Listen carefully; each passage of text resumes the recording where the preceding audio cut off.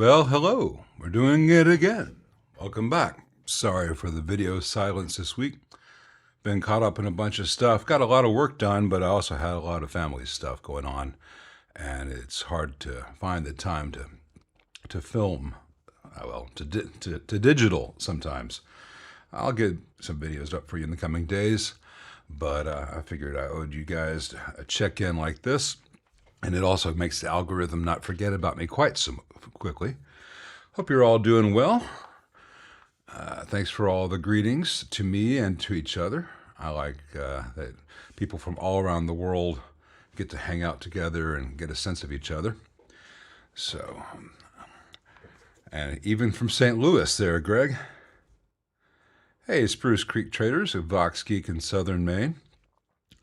Before we get started, for anyone who's new to the chat, I do 3 hours-ish, and at the top of each hour, I do a 7-minute intermission so you can get a sandwich, stretch your legs, whatever, and not miss so much. Hey, Jaguar there in Brooklyn. My wife's in Manhattan this weekend. I'm trying not to be consumed by jealousy. She went up with her girlfriends. They're going to the Met and the Frick, and they're going to see Oh Mary tonight on Broadway, and fantastic food. And I'm here by myself, working. Anyway, other things, if you have a question, please see down here and put some question marks in front of the question so that I see it more easily in the chat feed. And please only ask any one question the one time. I will get to your question as I get to it, and I answer every question that I can. But sometimes if it appears the same question multiple times, it looks to me like I've scrolled by accident and I've lost my place in the chat. It just takes me out of things. I need to have like a little text thing that pops up at the beginning of this stream that I can re-pop up every 15, 20 minutes that says all that, but I've not gotten around to it. So there we are. Hope everything looks and sounds okay out there. Hey, Victor, your leg's doing better. You don't have to wear your brace. That's great. That's great. Hey, Clivey from Leysden. So everyone's saying hello. Very good. Let's see. Here's a first question, amp-related, coming up. Waiting for it to hit this thing so I can put it on screens. Hey, Texas True. Are the very expensive Alessandro caps that much better than MOD or other high-end caps? Well, Alessandro does not make capacitors. Alessandro is getting some caps made, buying capacitors, suitable capacitors. They're very nice capacitors from a company in Germany. And one of the options that company offers is to have custom branding put on the plastic shrink wrap sleeve of the capacitor. It is a very nice cap. It is equivalent in quality to an MOD or a TAD or a FNT. Now, I have not looked into the Alessandro caps because my distributor does not carry them. I don't know what the temperature rating of the caps is. For instance, FNTs have a temperature rating of 85 degrees Celsius, and the MODs that I prefer to use these days have a temperature rating of 105 degrees Celsius. The old blue Spragues are 65 and 85 degrees. 85 being much better than 65. But so I have nothing against the Alessandro having those capacitors branded for them by the German factory. I don't think that there's any reason to spend that money on that. Alessandro does some really nice stuff in the boards that they make with the turrets that they use. And it's of a piece. You spend the money, you get something that looks fantastic, and it looks fantastic, and they're fine caps, but there's no real advantage in those capacitors. Hey, Michael Fixit. Yep, there you go. Lead dress will always get you in a Fender. Lead dress is such a simple thing that's so crucial, and it's something that's not represented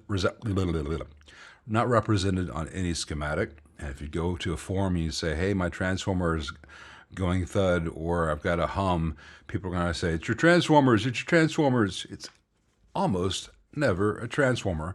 It is often lead dress and a wooden chopstick and 10 minutes can be the difference between great tone and noise. Hey Jaguar, any recommendations for loaded Strat pickguards? I want to upgrade my late 80s lace sensor Strat for more authentic Strat sound, but I want to keep the original parts. Well, I am the wrong person to ask because I do not do such a I don't buy them. I always populate them because my wiring is better than any of the pre-populated stuff I've seen, though some of the stuff I have seen is quite good. I would suggest avoiding any preloaded pickguard that uses quick connects for solder-free connections because I don't trust them. There are a lot of companies that do preloaded pickguards for Strats. The main thing is you need to know if what your Strat pickguard dimensions are and where the holes are, because like the Japanese holes are in a different location than the U.S. holes, and then they have the Mexican Strats, and they've got Indonesian Strats now. Now you can often put a U.S. pickguard on a other source of origin body, and even though the holes don't line up, unless they're just too overlapped and will get loose, you can just have your installer drill some new holes for that. There's a little bit of wiggle room when it comes to Strat pickguards, but I would look and see what brand of pickups. Many of the brands of pickups will sell you a preloaded Strat thing. But then you get into, do I want the parchment? Do I want the mint? Do I want the blah, blah, blah? For a lot of these reasons, I just choose the pickguard that the client's going to want. I get matching pickguard pickup covers. I choose Mojotone CTS vintage taper pots. I think they're called True Vintage or something. And I just wire it all up with a high quality switch, et cetera, and I put in my own capacitors. Mojotone sells some kits, but they have some quick connect terminals that I do not care for. They're going to work for a good long while, but they're not going to work every time. 90% of the time, it works every time. Let's see.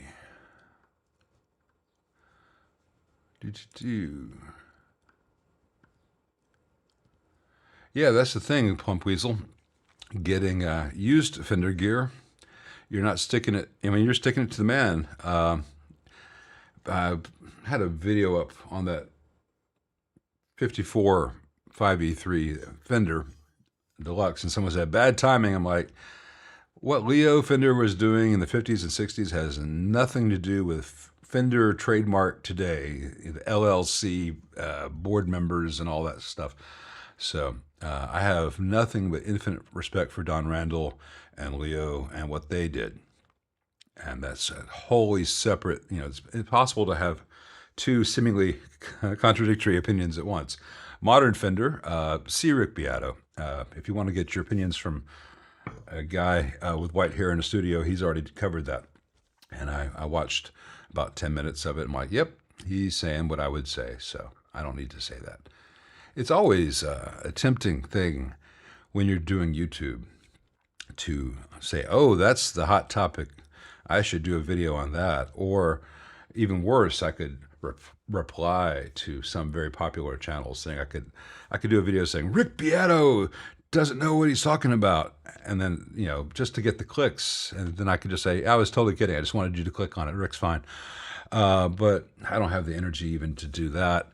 And I don't want to do videos about Fender suing everybody. It's not my wheelhouse. I think it's a dumbass thing for them to do, obviously, as you see the market react.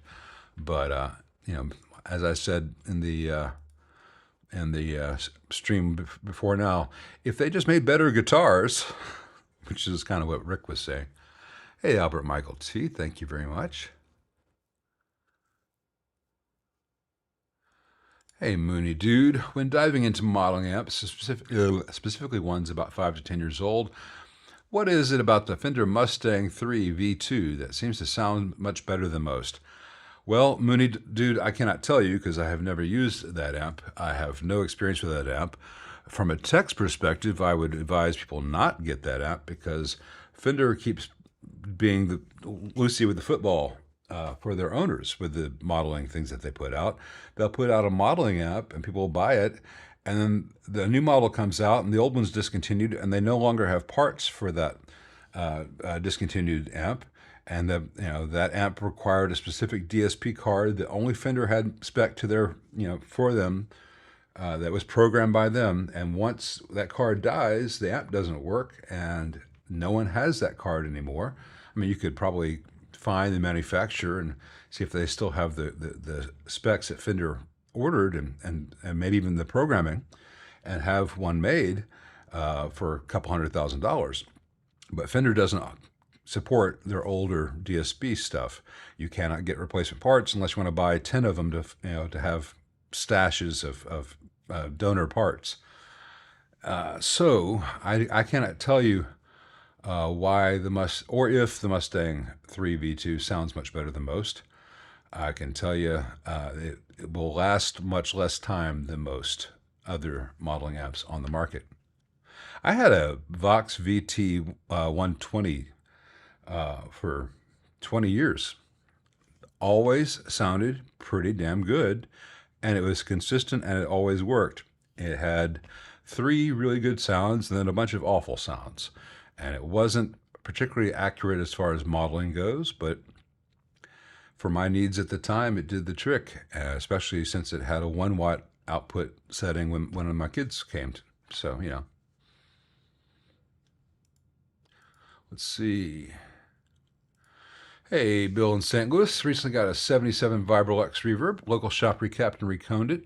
They declined to add alarm master volume. Would I like to do that as well as despaghettify the board?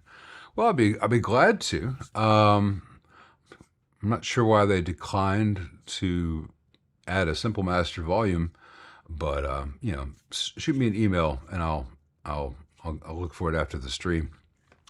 Despaghettifying a 77 Fender is always a good idea. It's some of the most boring work you can ever do, but see earlier rant about lead dress, it's absolutely crucial. One of the differences in sound between a 77 and a 67 is just lead dress. Vibrolux Reverb, before you pay me or anyone else to add a master volume, one of the tricks you can do with the Vibrolux Reverb is just disconnect one of the 2 speakers, and you will have a significant decrease in output volume, and you'll have a significant increase in or a decrease in headroom. The amp will sound a little bit gainier, a little spongier, and it is not as much of a volume decrease as you can get with adding a master. But just don't turn it up beyond X level, and with only one speaker moving air and the impedance mismatch, you're going to have a little more dirt and a little less volume. That's an easy trick with the Vibrolux. It doesn't work with all Fenders, but it does work with the Vibrolux Reverb. Do I have any experience with the Ignator Tweaker combo? I don't have any experience with the combos. I've had several of the heads come through. The Tweaker was a really good sounding amp. Bruce Ignator, whom I know, had sold the company at that point, and the company bought the name and was having these made in China or whatever, using one of Bruce did the design for it.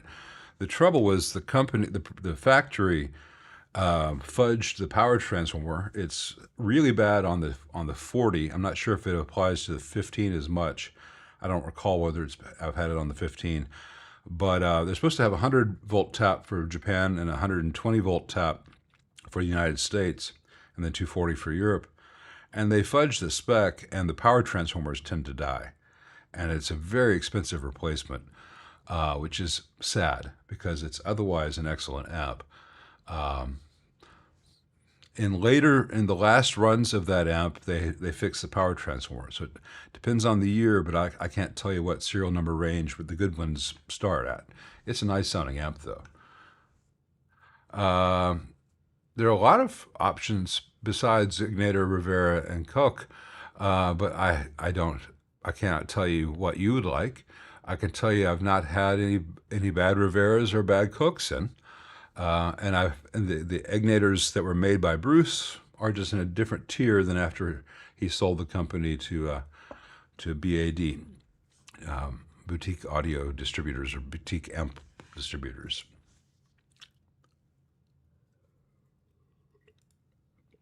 Hey, I am Chris R. My top hat, Implexador. I am the Implexador. Junior, I am the Implexador. 50 watt, came with a CE, solid state rectifier, swapped in a GC34 and prefer it. Does that require a tech visit for rebias?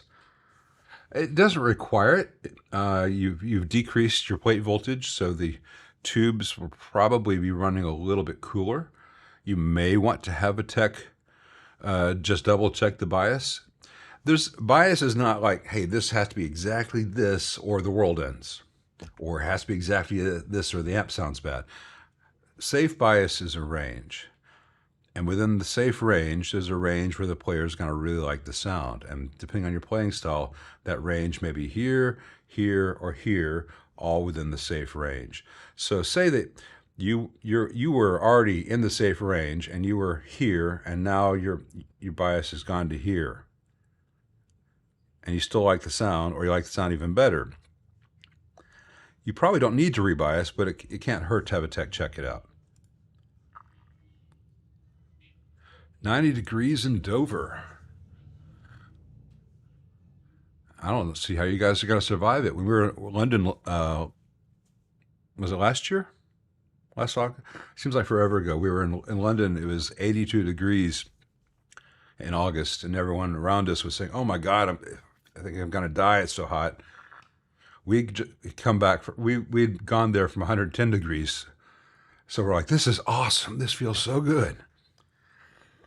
It's like in 2019 when we were in Florence, and it was like 100 degrees that day. And, the Scandinavians and the Germans were dropping like flies, but the Spaniards and the Italians and us from Memphis, we were like, okay, this feels about right.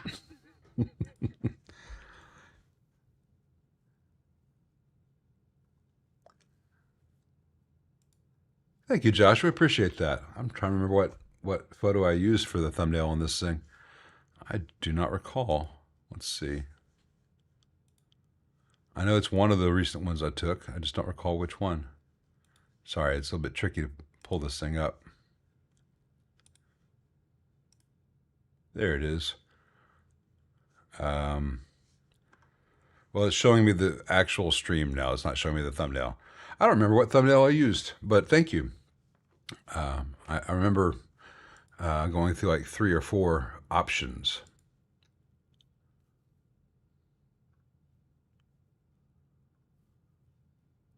Hey, Wes.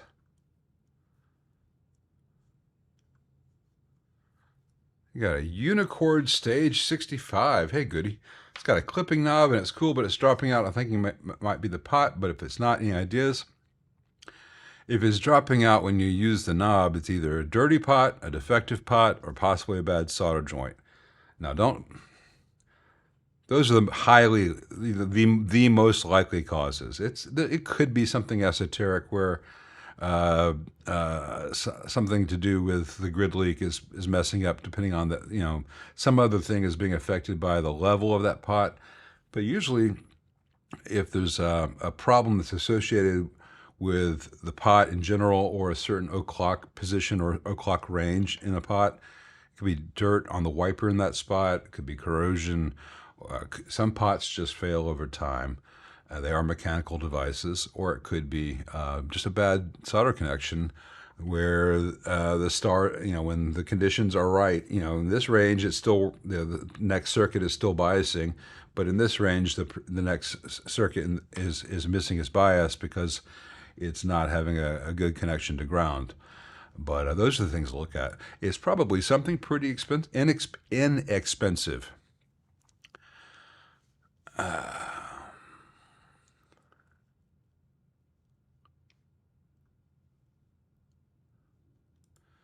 Maybe on the dimensions, but I don't think the screws were the same location on a Fender pickguard. But don't hold me to that. I know other things are different, but mostly in terms of the hardware.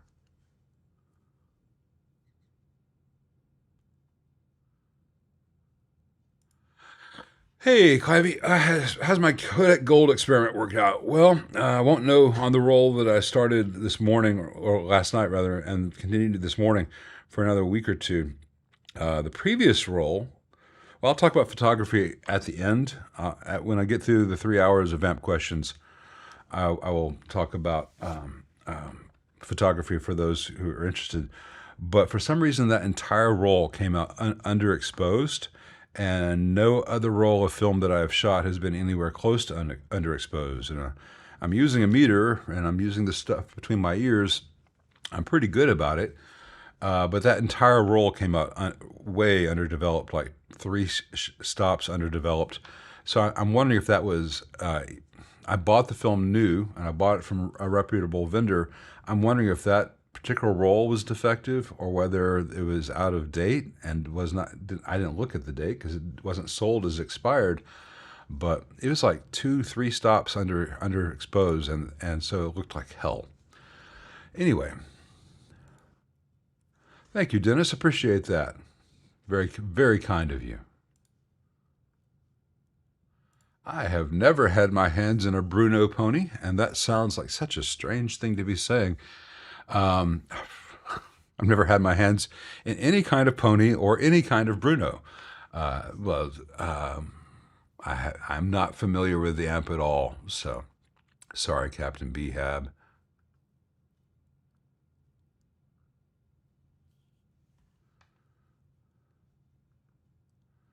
Thank you, Mr. Plump. Appreciate that. That's very kind of you. I have no experience with Magic amps. Sorry. Tweaker 40 and Rebel 30. Okay, the Vengeance Head. Good. He's following up here. I mean, you guys already read this. I'm getting to it now. But yeah, I think the 15's a pretty safe bet, but I know that I've had to change that transformer on the 40, which is a pain in the... especially for the owner who has to pay me to do it. What are my general thoughts on Dr. Z amp build quality? I've got a Remedy that I love on most days, thinking about a Germino, and would most likely have to move the Z on to fund the Germino. Hey, Hamilton, Dr. Z's are really good, and the Remedy is really nice. The only faults I have with Dr. Z's, like on the Maz 18 and 28, with combos, heads with reverbs. The reverb hums because the reverb tank is too close to the power transformers. And in the Mark I version of those amps, the reverb circuit was dumb. And they fixed all that in the Mark II version. So I'm glad that they have fixed that. In general, Dr. Z's are really well built, and they sound very, very good. Side note, because both two seemingly different things can be true at the same time, because they have relatively thick plastic face plates and rear panel plates, and they are using CTS pots, not CTS, alpha pots, where the bushing is only so long, they do not have, and it is very difficult to install, toothed washers, because if you put a tooth washer between the pot and the chassis, the bushing doesn't stick out of the plastic enough for the nut to grab it. So it is very common for Dr. Z's to have, over time, loose hardware because there's no lock washers. And that extends in some cases to the input and speaker jacks, in which case the fix is to get the long bushing switchcrafts and install tooth washers. So that is a critique without being a slam. It's just a reality. If you have thick acrylic face panels, it's really difficult to have tight hardware. And with some acrylic stuff, even if you have all the hardware to get the hardware tight, it'll crack the plastic panel if you really crank it down tight. One of the reasons I personally do not like using acrylic or other plastic panels on amplifier chassis, because it's fighting against something having a really good mechanical bond.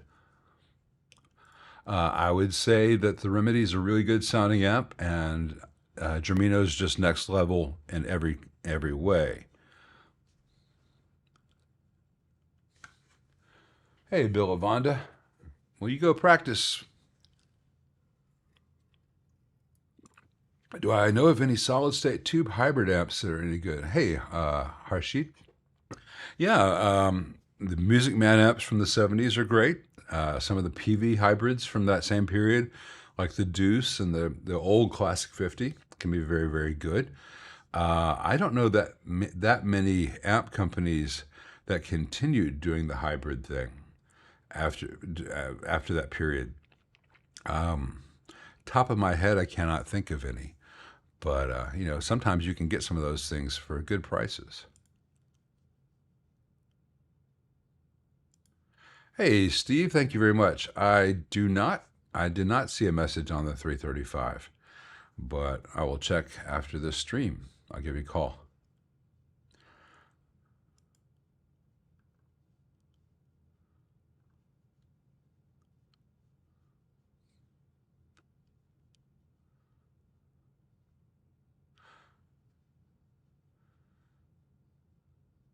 So Albert Michael T is in eastern Spain, where it is either a beautiful, blissful 64 degrees or a miserable 90 degrees. I think he's probably going for the 90 degrees, which is pretty much the same thing it's been here this week, which is nothing compared to what it's going to be. Yeah, 90 degrees. Yeah, it's literally just getting warmed up. We get to 110 without heat index by late July and August. And New Orleans and Houston are even worse because they have even worse humidity than we do.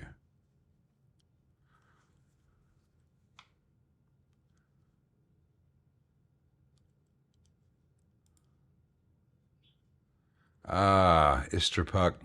Is that a dad joke? Because, ugh. Besides, if you've ever seen me, I don't have there's nothing of the Lightfoot about me. But I will use a light meter. And I thought they smelled bad on the outside. Yeah, exactly, Han. I'm out of it for a little while. Everyone has delusions of grandeur. Hey, Chris. REM, nice. Yes, they are. What's my favorite track to listen to and play? I think there's something very satisfying about a run through What's Frequency, Kenneth. Well, I'm not at the time, I actively disliked Monster. I have since somehow developed some kind of retroactive fondness for some of the tracks, like The Sidewinder Sleeps Tonight, but I've never loved What's the Frequency, Kenneth. If I want to do that kind of thing, I'll do like the Finest Works song off Document. That's a good one. I really enjoy playing Begin the Begin. I really enjoy playing Green Grow the Rushes. Pretty much anything off of, primarily off of, as far as the stuff that just knocked my socks out on guitar, Fables of Reconstruction and Life's Rich Pageant. I mean, I can just sit down and play Swan Swan H on acoustic and be very happy and be transported back to being 16 and walking around with my Sony Walkman in my own world, and no one understood me but REM and occasionally Pink Floyd at the time, which is an odd pairing. But when you're 16, you latch on to what you latch on to. And if you like What's the Frequency, Kenneth, you're absolutely right for that. It just never appealed to me compared to the other stuff that they did. Thank you, Goody. Appreciate that very much. Have I ever checked out a Robert Henson hand-wired amps from Memphis? Yeah. Robert has made amplifiers and sold them to people. And he used his hands to wire them. I would avoid at all costs. I've been in too many and found too much dumb. Way too much dumb. I probably shouldn't say that, but I mean, I wouldn't have brought it up, but if you ask me, I'm not going to lie about it. It's one more person playing connect the dots. A little bit from this amp, a little bit of that amp, jam them together, see if it makes a sound. Oh, it makes a sound. Okay, good, it works. That's not the criteria for design. How about using purple light Loctite instead of tooth washers to keep hardware from loosening up? Well, in some cases you can, but since it's very, very important that the shells of the potentiometers be tied to chassis for ground, so that even if you're not using the shell as signal ground, just for shielding, Blue Loctite would interfere with that conductivity rather. It's not necessary. And there's one more thing to get gummy and messed up and help you cross thread something.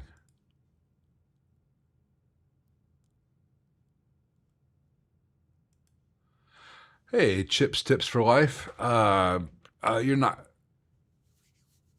All right, you got a 62 concert and the filter caps are popped. Replacement Sprague Adams, but didn't have 7 20 microfarad. So I tried making the first 2 80 microfarad. Now it's too stiff. Well, here's what you need to do, Chip, and you can do it with the caps you already have.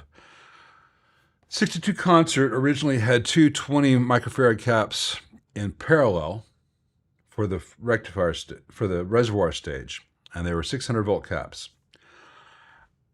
What is the best thing to do with modern caps is rewire it like you would a 65 super reverb. So instead of having 2 20s in parallel, you would have 2 75 or 70 or 80 microfarads. 80 microfarad are fine in series. So that then you have, in your case, if you use 2 80s, you'd have 40 microfarad, which would be the same as having 2 20s in parallel. The original had parallel. If you rewire your 2 80s to be in series, then you will be back to 40 microfarad, but you'll have a much higher max voltage rating on that first stage, and it's very simple to do. You need to change where the ground wire connects on one eyelet. You need to run a wire across the caps and then 2 resistors across. I've got videos up. In fact, I've got a video up on a 62 concert, which is still here because the owner hasn't picked it, has kind of come get it soon. Look for the most recent 62 concert I have on my channel, because that's one of the things I did on that amp, and I show you how it's done, and it's easy. So with the capacitors you already have, you can put it back to sounding how it's always sounded, but with more voltage headroom for that first reservoir stage. Do I know how to do harmonic squeals? Yeah, you just Ned Beatty that shit. For a quick break from regular programming, can I show us and please discuss how the amp comes to play? Thank you for Manhattan. Well, I would be glad to, except I do not have an amplifier. I don't have a mic on the amp, I don't think. Let me check. Let me see.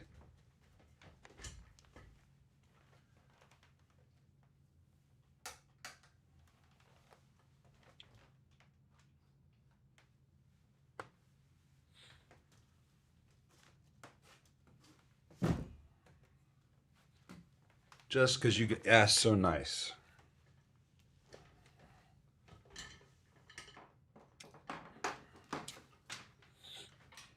Now, there are an awful lot of you who already know how to do this, but it's really important to show people how these things work. Don't you agree? And while I am probably not the best guitar teacher on the internet, understatement,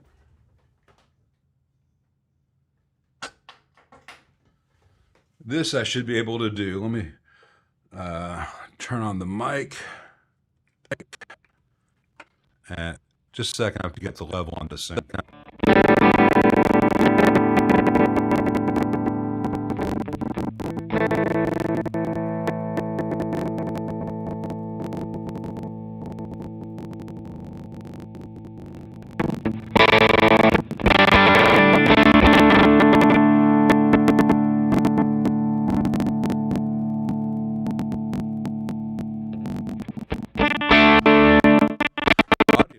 Let's see. Audio shop.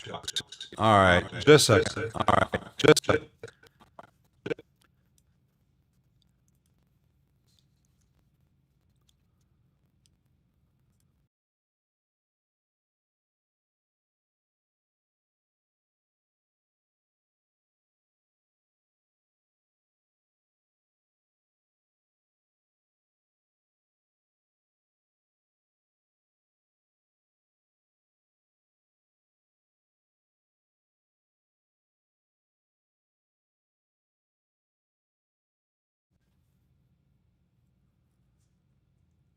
chop. All right, choppy now. Echo, yeah, echoes because I had my speakers on, so I could hear if the audio was choppy. All right, so not choppy.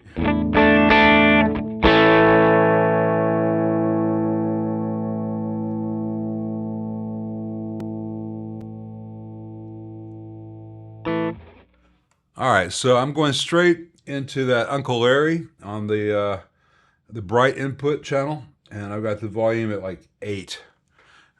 So Telecaster bridge pickup. It's easier to get these sounds on the bridge pickup than on the neck pickup. So basically,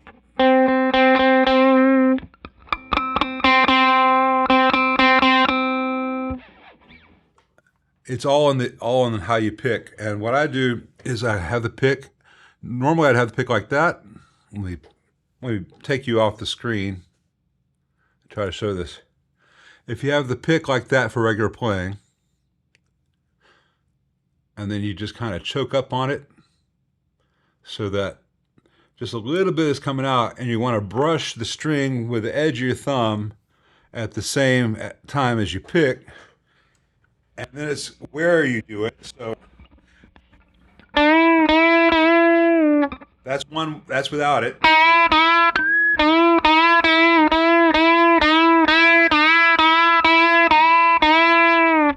Now, you will hear it more with more overdrive.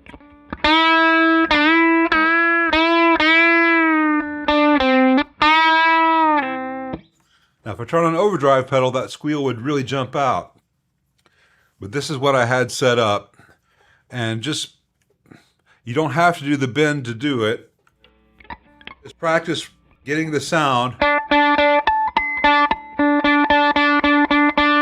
And just practice run the sound and start back by the bridge, work your way up here, and listen to how the harmonic changes.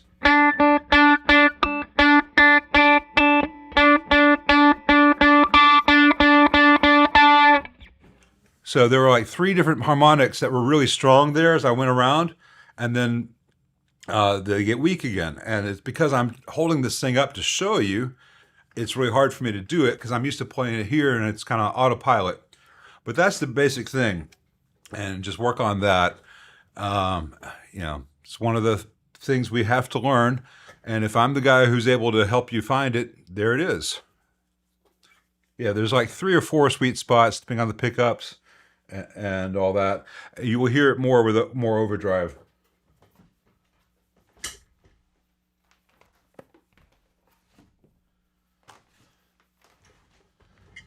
So there we go. Let me go back to our regular schedule, just talking about stuff.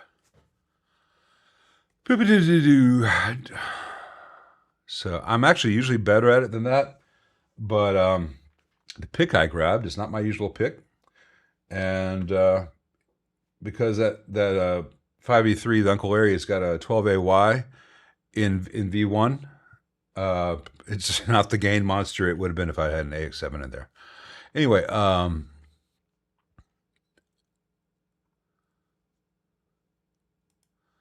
I've not tried the Germino Bass 35 Hamilton, but I can tell you that every Germino I've had in has been built mostly the same and excellent across the board. So it's just a matter of which one you like the sound of. Hoping for some Zakk Wylde Dimebag-ish squeals. Well, maybe after the intermission, I'll get my HSS Strat and put an overdrive pedal on. We'll revisit that because that Suhr Thornbucker with some overdrive, the harmonics want to leap out of that thing. Tele normally it's a little more alive. Oddly, if I had this 68 Twin fully functional for today's stream, that would actually be a great way to demonstrate as well, as it's a brighter amp.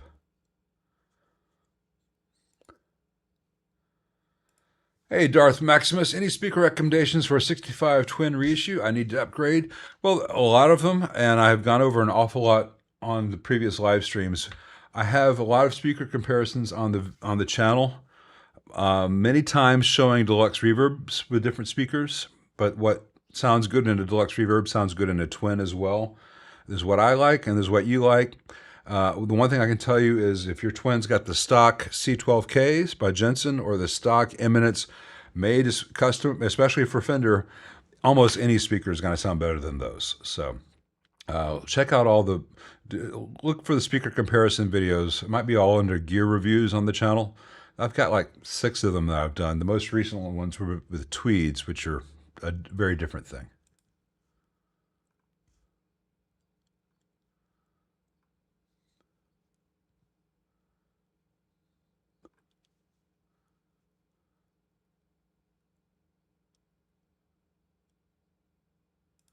Dennis Spears, I didn't see your question. I'm sorry.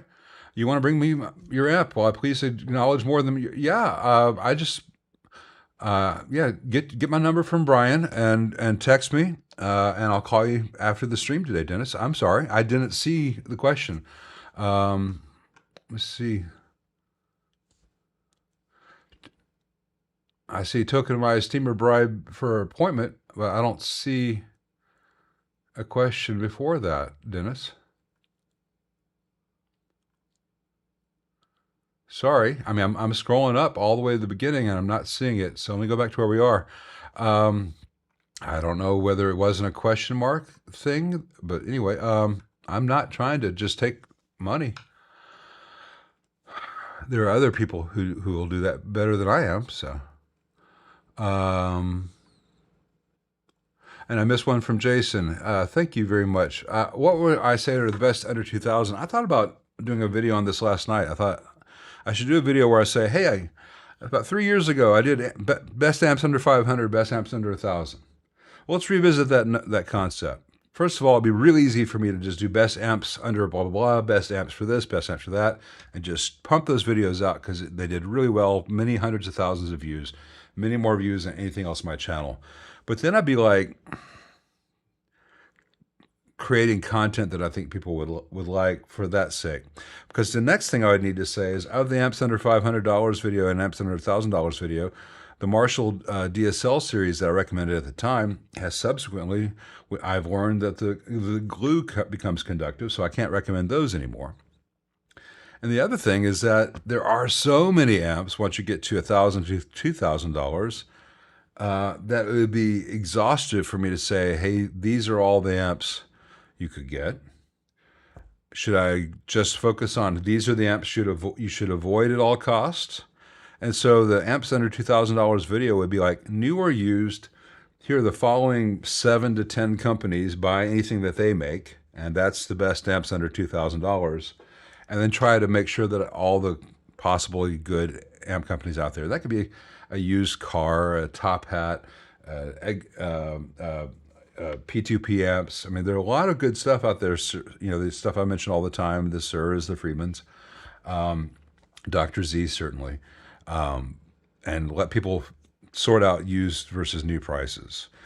Kind of the amps under $500 and amps under thousands, I was tailoring more for beginners because there's so much junk out there trying to get people's money.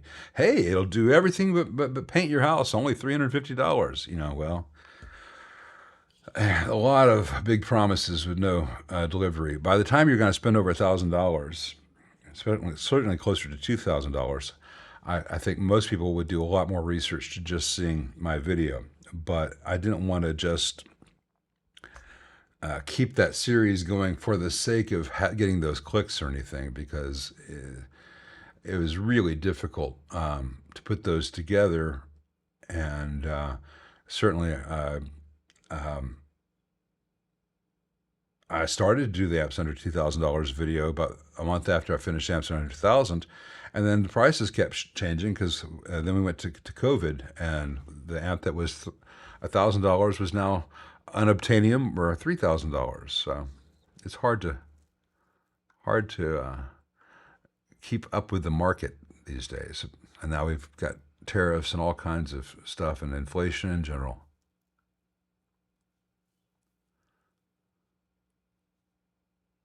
Let's see, now to where I was doing that. Hey, Biff. I think you have excellent taste, sir.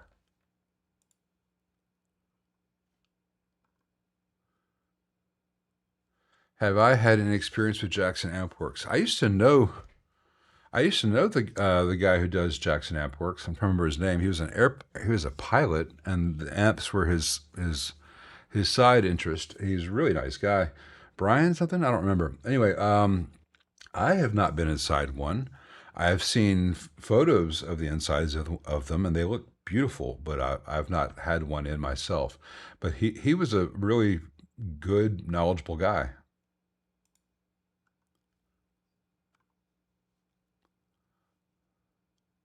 Hey, To-Do Tube, you're repairing a custom Magnatone 280. Have a crucible in the sound.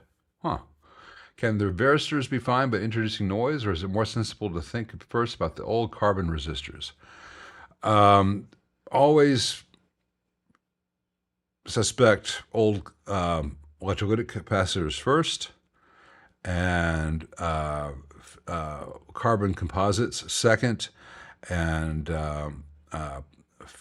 ceramic disc caps maybe third. I am not. I have not had bad varistors in old Magnatones, but I've not worked on that many old Magnatones, so I cannot tell you for sure. But I would certainly rather tilt the windmill by lifting and temping in new resistors in hopes that that's it, because if the resistors are bad, the only option for them is to buy new ones from Magnatone, and they're very, very expensive compared to a 4 or 5 cent resistor. So.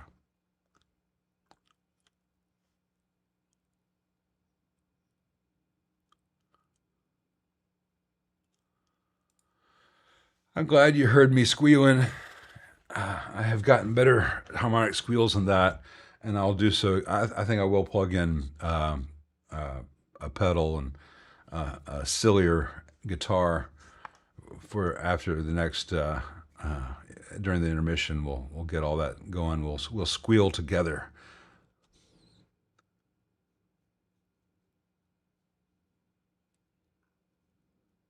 Hey, Michael, thank you very much, sir. Your amp has lower volume with pedal board plugged in compared to just straight into the amp. This is with all pedals bypassed, so it's not caused by a pedal with a gain less than unity. Pedals are buffered too. Well, I don't know what all the pedals on your pedal board are.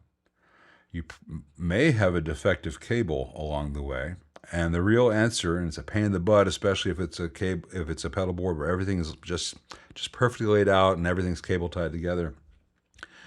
You really need to plug your guitar into the first pedal and run to the amp from the output of the first pedal. If your sound is fine there, connect the next pedal and chain, take the output from there. And it's a pain in the butt because you don't always have the real estate to unplug and plug things in. But something in there is messing up. It could be a pedal that, like a digital pedal that where you are supposed to set the input and output level, and it may be calibrated wrong, so it's giving you -30 instead of -10, or something like that.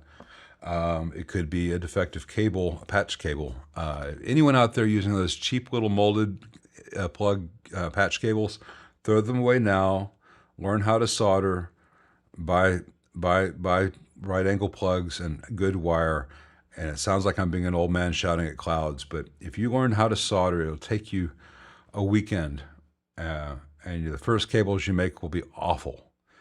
But eventually you'll get the knack for it, and you won't have to buy pre-made cables again, and you'll have much more reliable gear.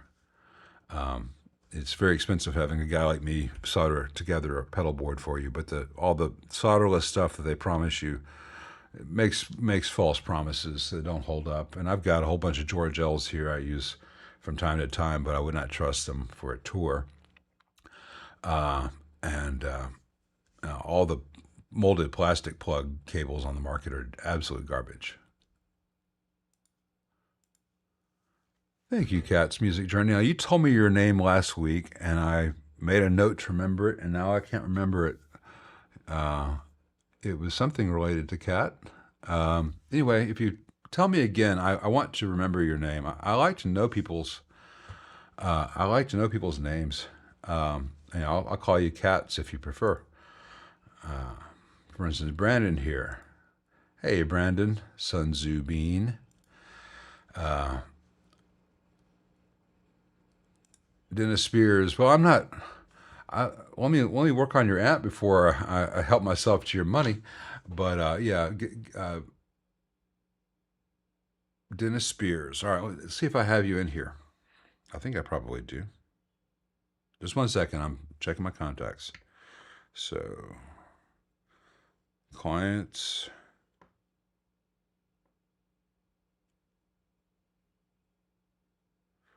All right, don't have you under clients.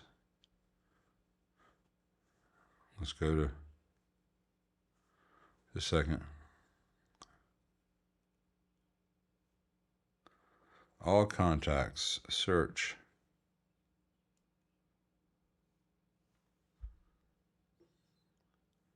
Dennis.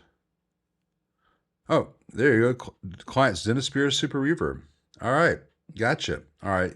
Somehow you ended up in my personal list as contacts list as opposed to my clients list.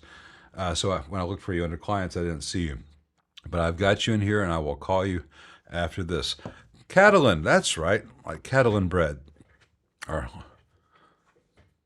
thank you, Cats. I like to know people's names, and for those of you not from the English-speaking countries, if I mispronounce your name, I do not want to be ignorant. I always want to pronounce it correctly. Some of them I have a better chance of because I took Spanish and Spanish, French, Italian. I got German. I can kind of sidle up to some of the Scandinavian, and this are tough. Some of the Slavic names are tough. The Scandinavians named Eric. What a weird name. But I never want to disrespect people from other countries and cultures. But some of the stuff is phonetically difficult for an English speaker, at least as read. Yeah, I need to update that. Even if I would get a ton of clicks, like, hey, let's revisit this. And basically, it's a great money making concept for a video. But I don't want to be the guy who makes videos just to make money off of it because I have to bullshit too much to continue that approach to it. I think Vox owes me an awful lot of money because I have sold an awful lot of the custom 15 and custom 30 for them, and they have never offered me anything.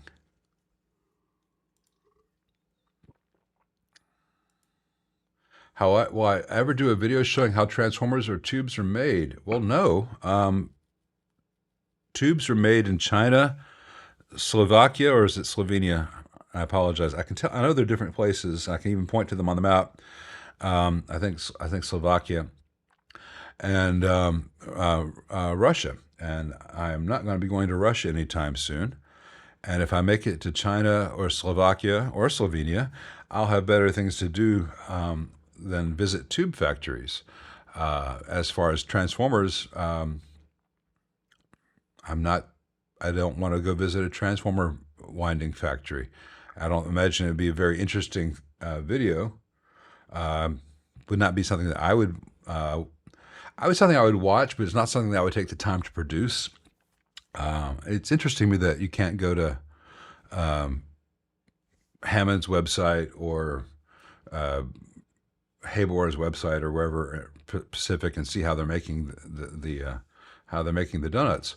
I think if it was intrinsically an interesting process, that they might have already promoted that. I'd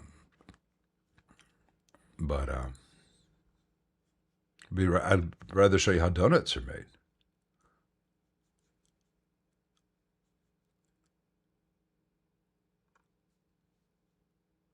Hey, work employer. I don't look at RCA2 manuals, though I have in the past.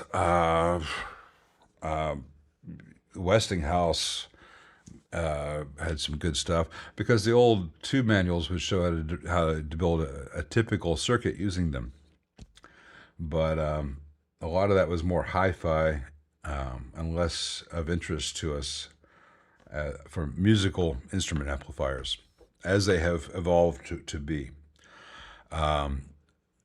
there are a lot of really good books out there. Radio Designer's Handbook version 4, Radiotron rather, I think it's Radiotron Designer Handbook. I think that's what it is. That'd probably be the best reference in terms of an old reference, and you can find that. It's in public domain now. You can get it on PDF online. If Brad gets on here later, hopefully he's sleeping in. Poor kid. He never gets any sleep. But Brad would probably have links at the ready for you.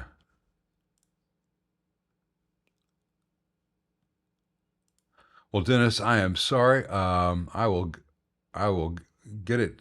I don't know whether I can fix it in 3 days, but I will call you after this. I need. It depends on what work was done, but if I need to have all the standard electrolytic caps on hand, make sure I've got standard film caps on hand and a power cable on hand. Yeah, then we could totally do a 3-day turnaround.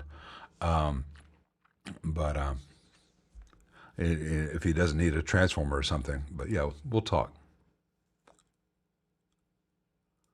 Hey, William Catalano. Got a Vox AC15 hand-wired 1X. Love this amp so much. Are the Tube Store Preferred Series tubes good ones? Yeah, they really are. Any better than JJ's? I've heard Muller preamp tubes and JJ preamp tubes are the way to go. Those are also really good choices.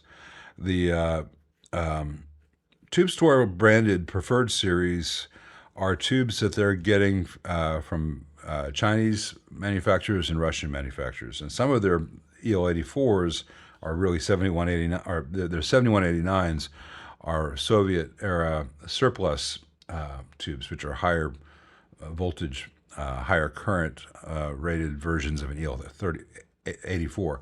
And they're really good tubes. I used to use them quite a bit until it got more difficult getting things to and from Canada. I don't know what the state of their preamp tubes these days are, because they were being made for them, I believe, in China at Shuagang, and Shuagang's factory burned down, and I don't know where they're sourcing them now. Muller powered, the Muller EL84s are really good, as are the Electro-Harmonics, as are the JJ EL84s. And there is a big advantage in the hand-wired, any of the Voxes, for V2 to be a Chinese or Slovakian tube rather than a Russian tube, because it's a cathode follower stage. So even if you play around with some other tube for V1, V2 should probably be a JJ ECC83, and you won't hear much difference in the phase inverter position on that amp between any 12x7s. You can use almost any 12x7 or an ECC83 there. You're going to hear the most differences in preamp tubes in a Vox in V1, because that's the core tonal shaping that happens that all the other tubes build on. And in V2, because some Russian tubes die there, and you certainly hear the sound of nothing when that tube dies. And sometimes the tube does nasty things to the heater circuit because the cathode goes the wrong, fails in just the magic way to make things toast. Thanks, James White. Appreciate that. Got a Car Super B that uses 6B M8 power tubes. Recently I detected loss in highs and a bit of fizziness. Also, the amp doesn't clean up the way it used to. I play it 3 hours daily.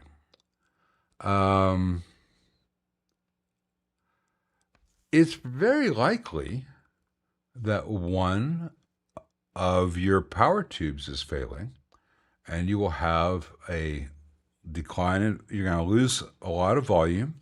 You're going to lose a lot of the clean sound. It's going to sound distorted and low, and it creeps up on you. So you're like, that sounds a little bit off. And if you were to hear it how it sounded a year ago, you're like, oh my God, if it was a drastic change, you're like, oh my God, what's wrong? But it kind of creeps up on you as it begins to get that way. And you're like, it sounds a little bit different today. But you may be a new set of power tubes away from having a great sounding amp. Now, I cannot tell you that for sure. There are other potential causes, but most of the time, a problem with a tube amp tends to be the tubes. So the good news is that's usually user swappable, and I'm not familiar with the Super B. I don't know whether that's cathode bias, in which case you would not have to have the amp rebiased, or fixed bias. But contact Steve Carr. I bet he would know that amp very well, and from what I've heard, he takes good care of his players.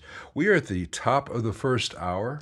We're going to take our first 7-minute intermission, and I'm going to, before I walk out of the room, after I go to the intermission, be muted, I'll make sure that I got some high gain, pinch harmonic friendly sound ready to go when we come back. So see you guys in 7 minutes.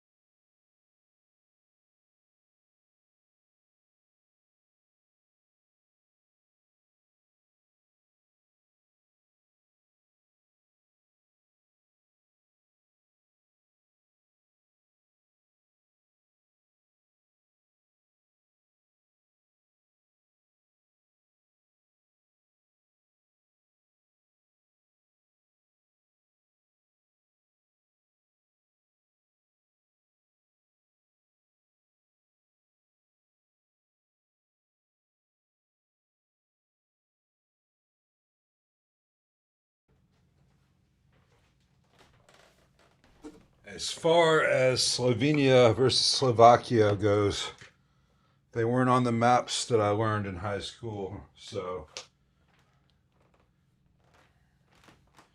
all kinds of new flags in Eastern Europe and Africa. It's hard to keep one's geography straight. Now, before I let you hear this thing, I'm going to do two things. First of all, make sure I'm not echoing. Echo. Well, I'm echoing, but I'm not breaking up. All right. Now let's just double check the tuning, because I made sure that it was working and getting signal and all that, but I'm sure it's not quite as in tune as possible. So.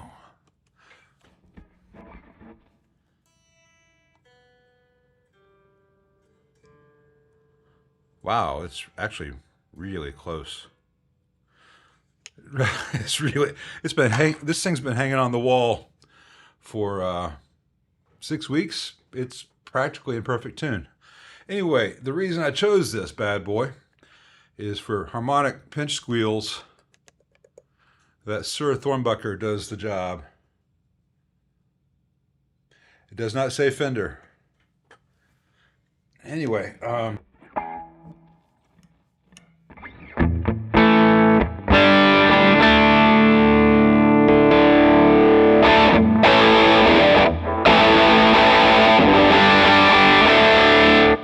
that's for the West Frequency Kenneth fan earlier. But all right, let's see if I can sit back here. You can see my right hand a bit better. If I don't do the pinch and I just play the note, it sounds like this.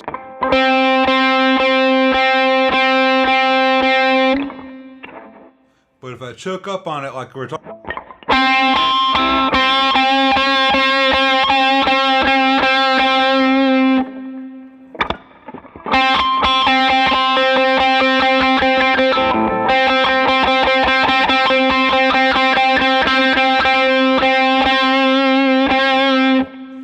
that's still a really fat sound with that 5E3.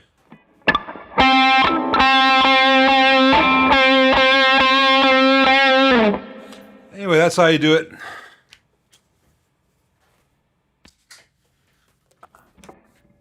That's why this amp it did that sound, but just turn off the overdrives.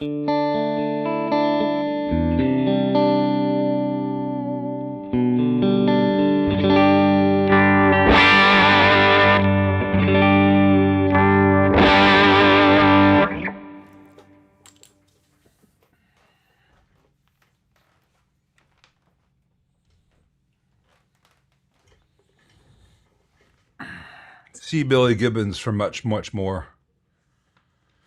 All right, back to questions. Alice Guitar 841. Wanting to mess around with different bright cap values in my Stereotone 2203. Is there a sonic difference in capacitor types? For example, silver mica versus ceramic. Thanks as always. There is. It's very, very subtle. What is not subtle is that the generic silver mica caps that are on the market that you see everywhere, they just say SM, are garbage. They will fail on you.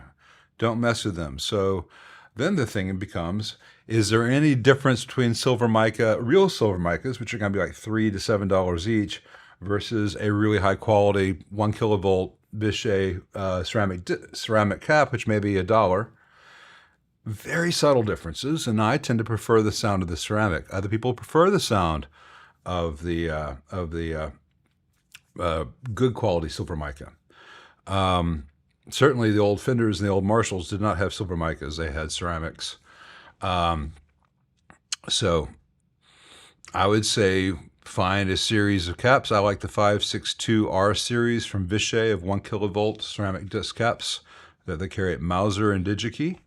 And play around with the cap values until you find what you like on your 2203, 2204.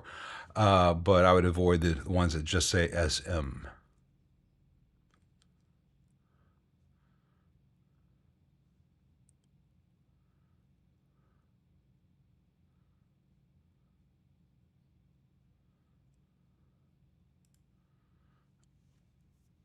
uh, I think that's being very clever to solve a non-existent problem.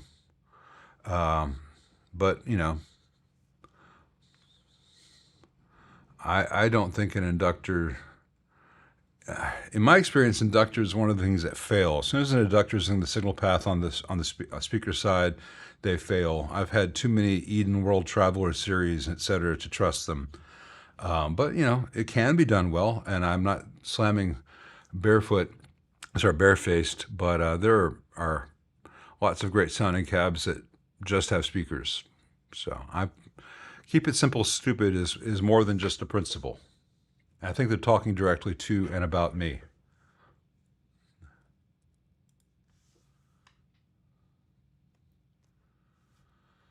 Okay, I'm reading about the custom 280 Magnatone. Huh, interesting. Well, I imagine that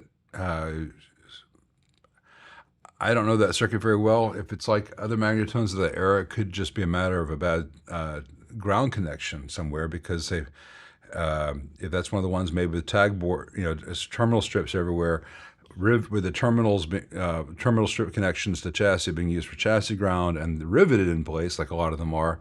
You could just have a whole bunch of bad grounds, or you could just have a bunch of old carbon comp resistors. I hope it's not the varistors, because those are the most expensive thing in there besides the transformer.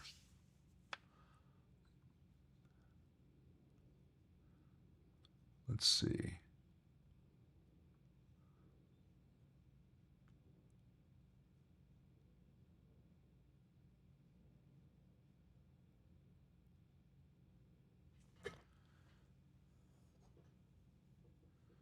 Hey, Jorge, you got a quiet trainer, and it's got DC powered heaters. Well, yeah, it should be very quiet as far as noise floor goes.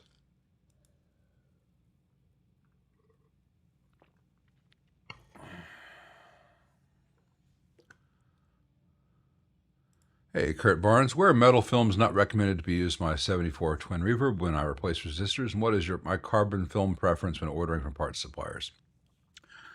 Well, I don't use metal films in the signal path of 74 or other year twin reverbs, because Leo used carbon comps. Carbon comps aren't made anymore. There's not a huge amount of magic to it, but the little bit of harmonic interest you get with carbon over metal film, I think a regular carbon film resistor gives the same thing. I use the Yageo or the Vishay half-watt carbon films in almost all 70s and later Fenders as my supply of half-watt carbon comps. Until it's gone, I still use them in 60s and 50s Fenders where that's appropriate. I will use a Vishay 2-watt or 3-watt metal film in the power supply of a Fender quite happily. In fact, this 67 twin just got them in the doghouse, but not in the signal path. As far as which part suppliers, I use Mauser for such things. You can also just use Tube Depot. They sell good quality half-watt carbon films. It's much easier for the average person to order just from Tube Depot, though you will end up paying more per resistor. But if you want to find out how to order from Mauser, I've got some videos up called Boring and Even More Boring, I think is what I called them, showing how I choose parts from various vendors and how to get there. Hey, Brett. When do I think too much crap is being put into an amp? You can get an amp that does a whole bunch of stuff pretty well. You can get an amp that really excels at one or two things. And the amps that people talk about, the amps that people lust after, are usually the amps that do one or two things really well. When people talk about desert island amps, they're usually not talking about something with 3 or 4 channels.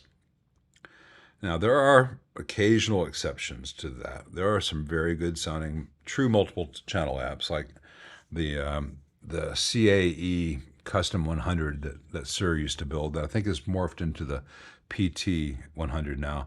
That is a very intelligent design and it sounds great. But there's a lot of stuff that overpromises and under-delivers, and the stuff that really works well tends to cost an awful lot. Whereas the stuff that people tend to buy in large quantities is overpromising and under-delivering. Not that they're inexpensive, but they're cheap, if you understand the distinction. So it's one thing for, say, a Friedman Runt 50 to have a dirty channel and a clean channel. It's a very simple clean channel. It's basically the normal channel of a Fender Super Reverb. It's got volume, bass, treble controls. It has one extra 12x7. That's an easy thing to add on there. Now, if you add separate reverbs, separate effects loops, all kinds of switching options for the clean channel and switching options from the dirty channel, then, hey, we could make that MIDI. Well, you could. Do you really need to? Because that's just one more layer of things to go wrong. So anything can be designed, and some things can be designed well. And anything that is really versatile and really well designed from every perspective tends to be very expensive. People say, that's overpriced garbage. I'll just use my PV, or I'll use my X, whatever they think is not overpriced. So the market has not really rewarded actual performance. The market has not really rewarded actual good design. The market rewards good enough, quick and dirty design. I mean, I've got a red channel and an orange channel. They can all be green channels. Yeah, but do any of them actually sound good? Why is my clean channel noisier than my dirty channel? Flames. But, hey Jeff, yeah, I had the latest hand wired in. I've got videos up on the AC10 hand wired and the 15. Of the two, the 15 is better. Of the two, the 15 had its own little share of what the hell are they thinking, but the 10 was really tragically hampered by the effects loop, and it was a very expensive fix. The 15 though still has that stupid speaker plug sticking out the back, because no one at Vox has ever these days apparently gigs or has ever carried an amp anywhere beyond from one design desk to the next. The stuff that anyone I know, when I say anyone I know a lot of amp designers. I know a lot of people whose last names are put onto metal logo plates that you guys know. Step one is, will the speaker jack shear off in transit? It will? All right, we're going to change that.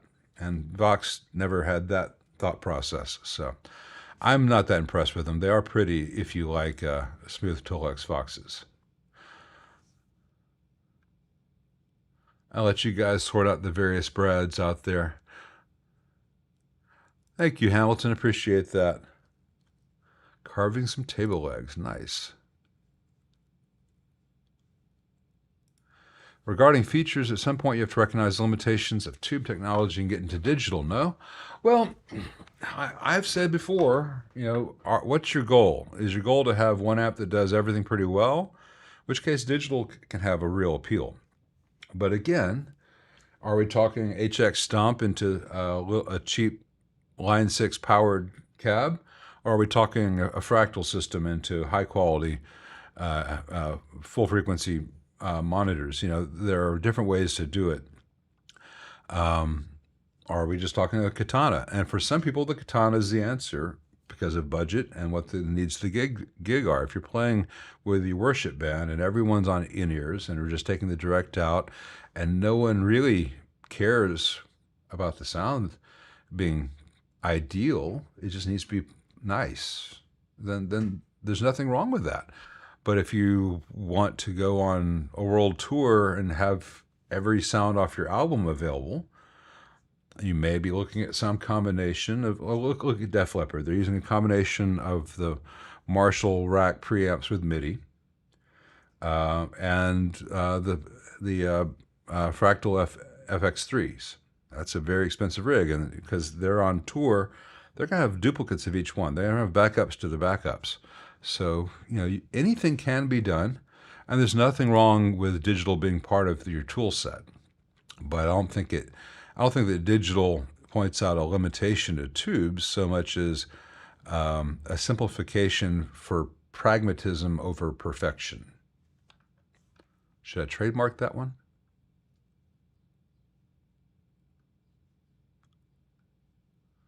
Let's see.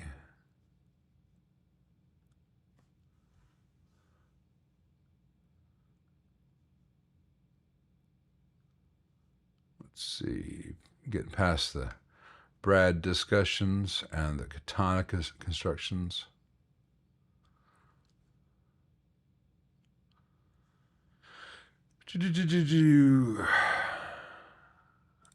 Hey, working player. Yeah, I've got three strats. I've got my little Lifeson tribute that I just used for that, and I've got the K line, which is kind of like a 63. So I got like the 80s Super Strat. I got the 63 K line tribute. And then I've got the Eric Johnson, which is like a 56. That one actually says Fender, but I bought it a long time ago before the current people started making their decisions.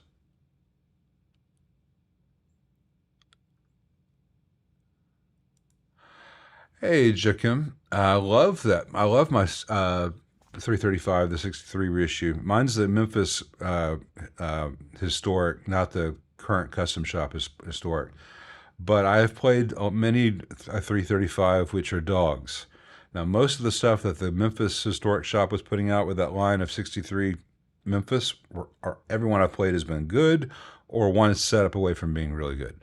I love mine, but I cannot recommend Gibson as a blanket statement, or 335s as a blanket statement, because there are an awful lot of very expensive bad guitars made with a Gibson headstock. But a good one is a great one, and mine fortunately is one of the good ones. And when other players come over and use it, it magically transforms into being one of the great ones.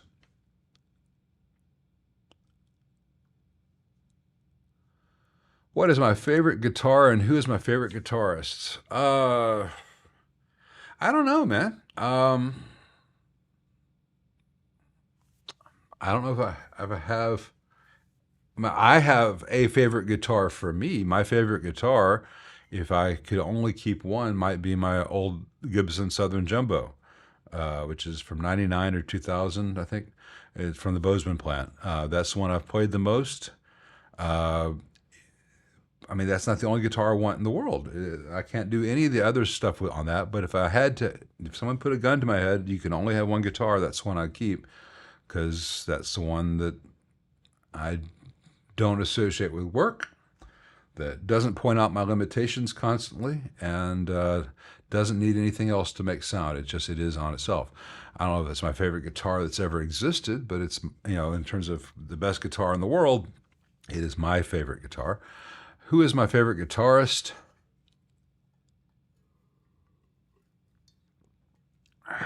I'm not sure. It might be Paul McCartney. It might be George Harrison. It might be Jimmy Page. Peter Buck and Andy Summers are way up there too. Each one of them has done something, or done many, many things. And I'm always a huge fan of Alex Lifeson. In fact, I would personally choose Lifeson for some aspects of what he's done over Page, because there's Page stuff that I find amazing and transportative, and there's Page stuff that I find very workman's-like and just, that's just another blues, or that's just a dumb heavy metal thing. And some could be said for some early Rush that way as well. But the nice thing is we don't have to have single favorites, and no one's the best at anything, and we don't pit anyone against each other. And at the same time, I also love like Wes Montgomery. I love Jim Hall. I love Django. It's impossible to have a favorite or best anything. But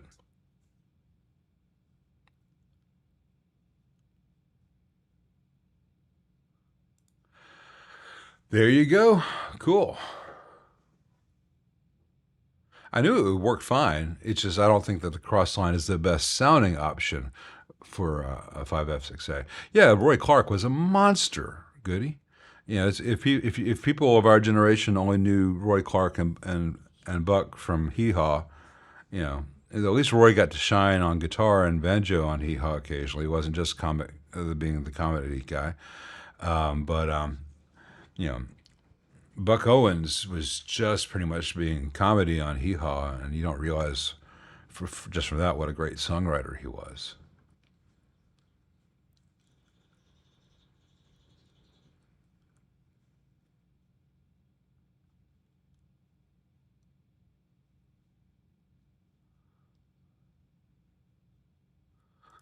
Victor, you don't have to do that, but it is appreciated. Thank you very much. Mahalo, Victor.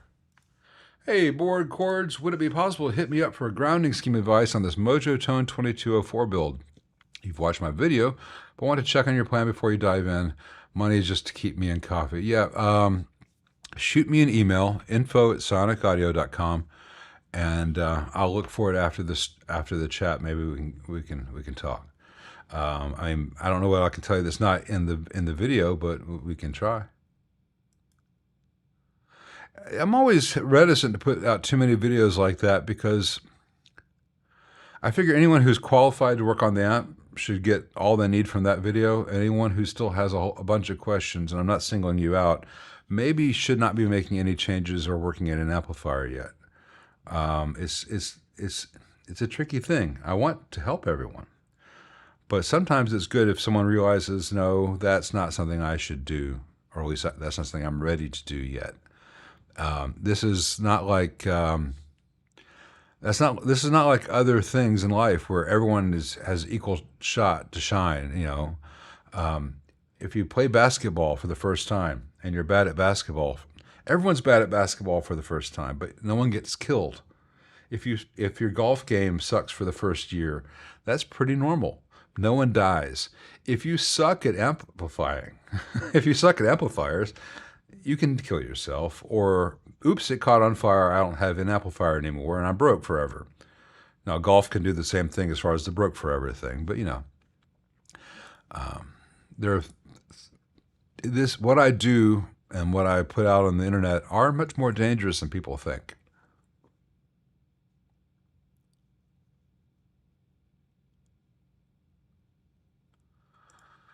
Jeremy Ross says, I've noticed that vintage gear has this upper frequency thing that newer equipment seems to lack. Am I hearing things that are not there? I noticed in older pickups right away.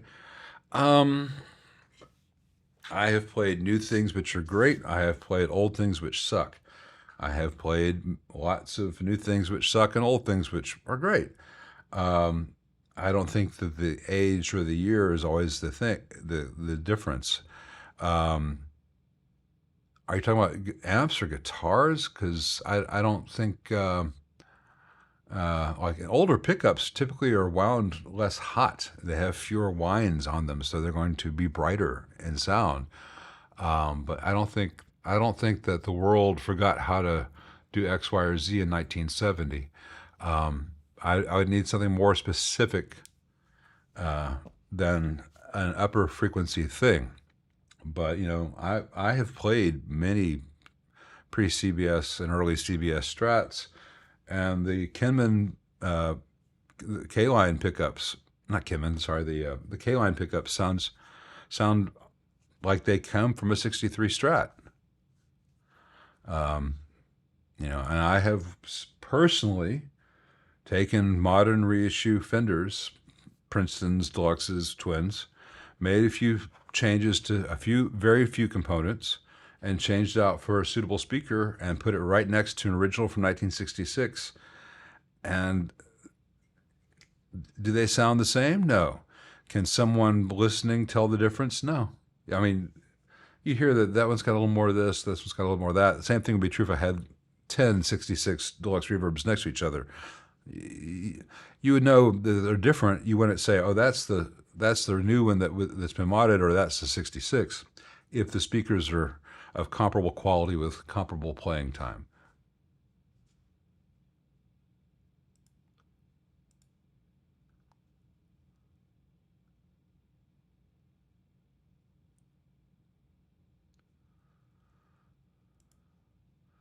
To do tube, do I think there's a difference in the sound between output transformers coiled in sealed cardboard and plastic like the current ones in terms of the bobbin? No. No, I think people like to talk about the magic of a cardboard or other paper bobbin in a transformer, and the electrons don't give a fuck.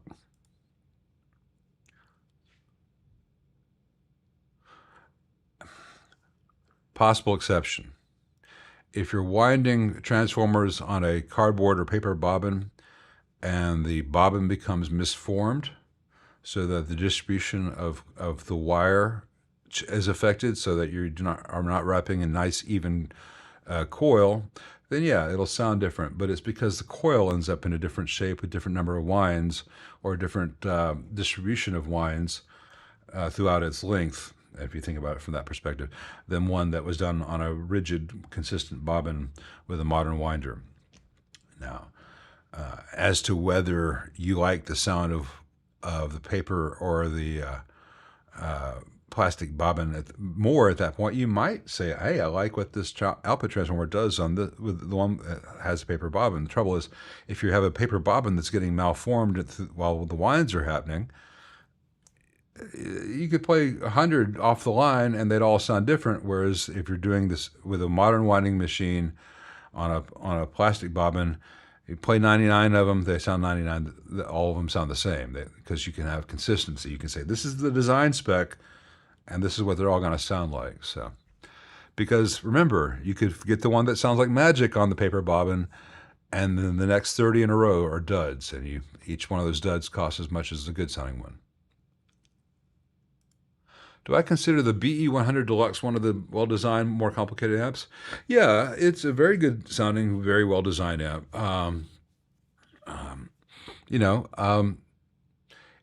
The B100 it's got an afterthought clean channel, but it does have a clean channel, and then it's got very simple permutations on one basic sound, with varying levels of gain and some frequency nudges here and there. But it's not trying to bring in a different tone stack or change the presence depending on which channel's engaged, and it's not saying, well, we're going to have an assignable loop that gets MIDI switched, and it's not. It is a notice the B100 Deluxe is an expensive amplifier because it's a lot of simple stuff put together well, as opposed to a whole bunch more stuff put together poorly just to please a marketing team.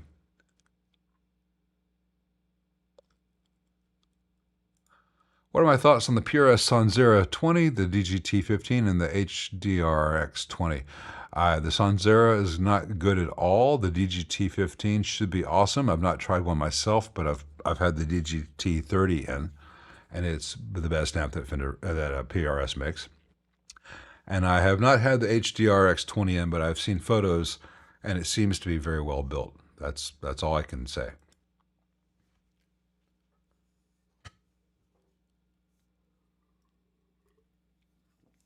Do I ever salvage used electronic parts for other gear that's broken and going to landfill? No, I do not.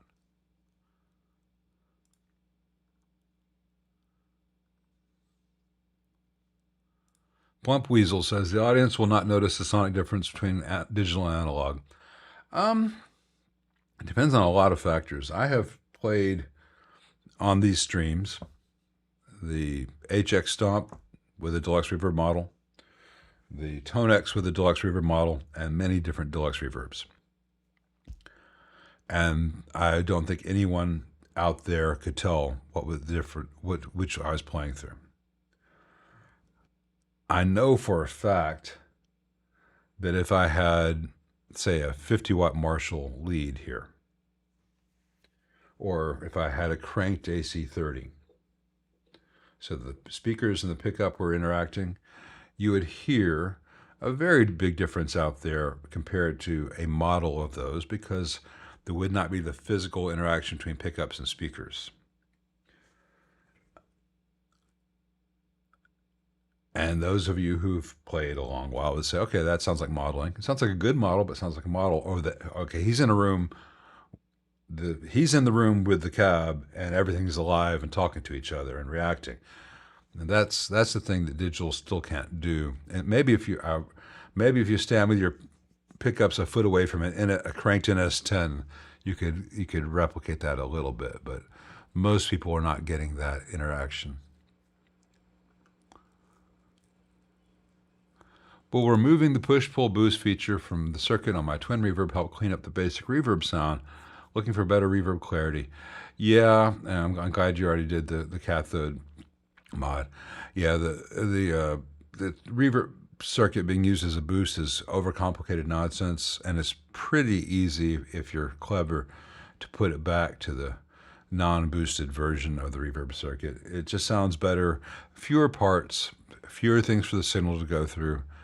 It removes a whole bunch of to and fro going from that part of the board to the master volume pot. And I don't think anyone in the world who actually plays would ever miss it.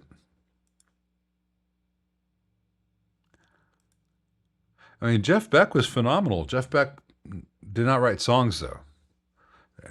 Sing a Jeff Beck song to me, anyone.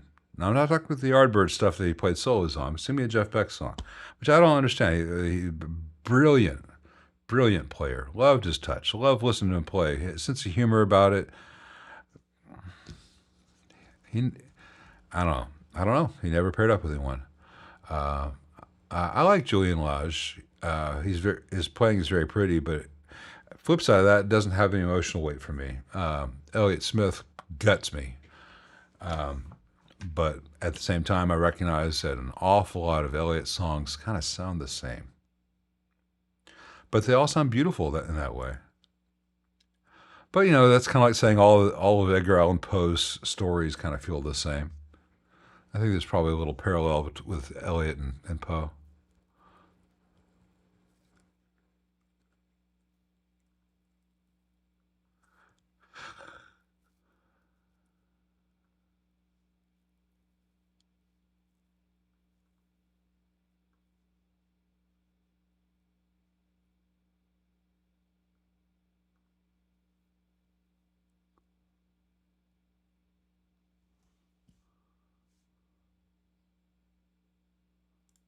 Well, good to hear that, Board Chords. I'll shoot me that email and we'll get in touch.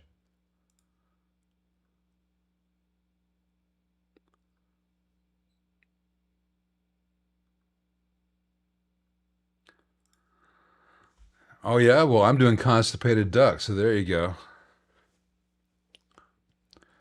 Because we ended as lovers doesn't count, motherfucker. That's a Stevie Wonder cover. Booyah.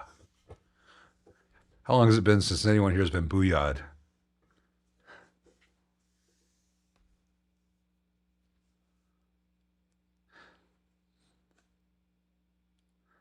I'm sorry, you got to leave for the football too, Martin. Scotland are playing Bolivia. Okay, well, I hope your team wins. I'm going to go out on a limb and assume that's Scotland.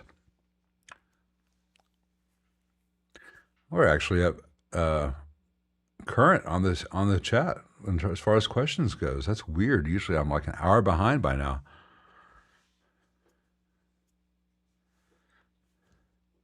Yeah. I'm trying to remember Space Boogie. What album is Space Boogie on?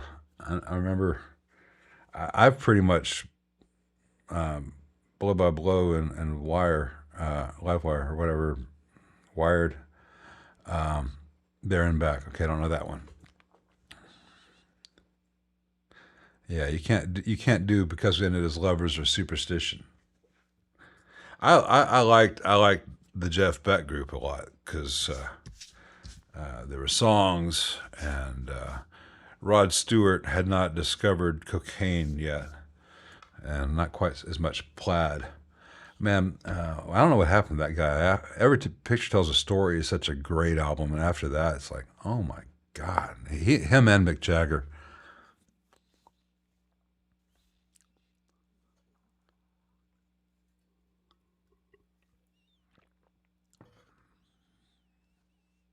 Yeah, I saw a clip not long ago of Jeff Beck coming out on stage to play with Stevie Wonder. It had been in the last 10 years.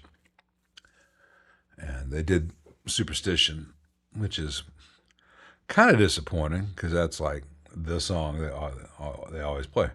But they had a lot they had a great rapport. I could just tell. But man, imagine hearing things the way those guys hear things, because you know, Jeff Beck didn't have any musical theory, but I don't think he ever heard anything that he didn't understand on his own level through his own vocabulary. He was a daring musician, a daring guitarist. He would go for things he could just barely play, and he'd pull it off because it was fun. And you could see that he was having fun with it. But hey, Brett, spent a good amount of time with a 73 Super Bass, different guitars, different cabs, all levels of volume. Now contemplating a full Super League conversion. I don't think that we need to change your Super Bass over to Super Lead, but there are like three little caps I could do without undoing the vintage that let you have a little more of a voicing change in the direction that you want without undoing everything else. Because we can always add caps in series. There are a lot of tricks. I just don't want to.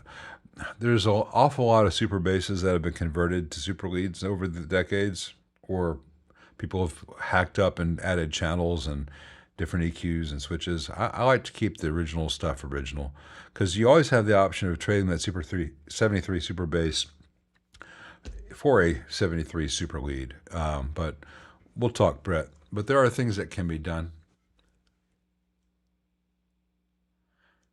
Marshall Class 5 head tube combination for the cleanest possible sound. Well, first of all, you got a lot of the Class 5s, the output transformer was installed in the wrong orientation. So I've had when I was working on those, I would rotate the output transformer by 90 degrees and get rid of the hum in the output. And I think it's R6 on the Class 5 is the 5-watt or 10-watt resistor that's being used instead of a choke. And it's one of those large resistors that has like the metal legs that go down, and each metal leg's got these little spiky things that go through the board. They didn't use very much solder on that. It was a wave soldered board with non-leaded solder, and those always come loose, and those can arc. I'll get all the unleaded solder off, bend the leads over, and resolder those. At which point, it's still not a great sounding amp, but just JJs are fine.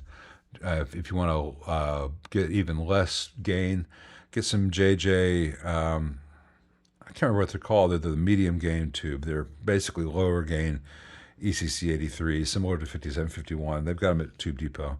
That'll help you out. Or you can go down to 5751, or you can go all the way down to a 12AY7 in V1 if you prefer, which might make sense because they have a cathode follower hanging off V1.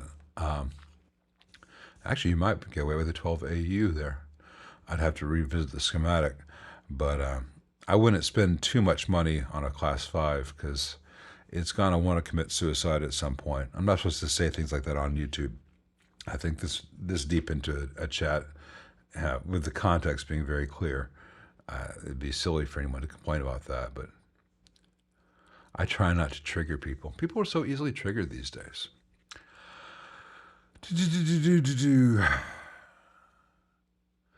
Well, Marianne, because Ginger never baked any pies. I'm not sure how Marianne managed to bake those pies on that island, but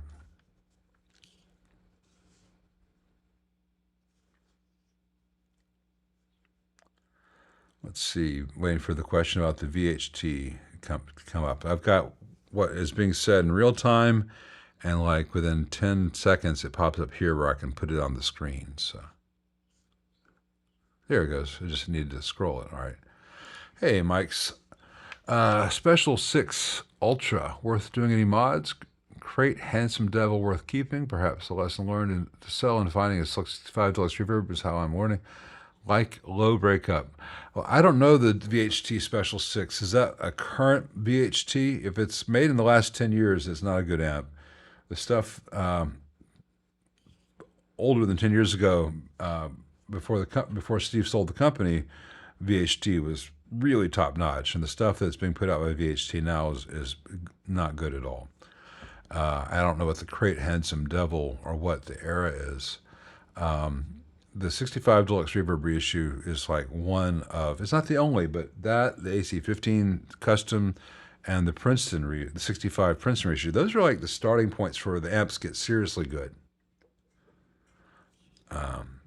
You know, I don't know what the market is like right now, but in terms of if you're going to play seriously, that's where those really, really good amps start there.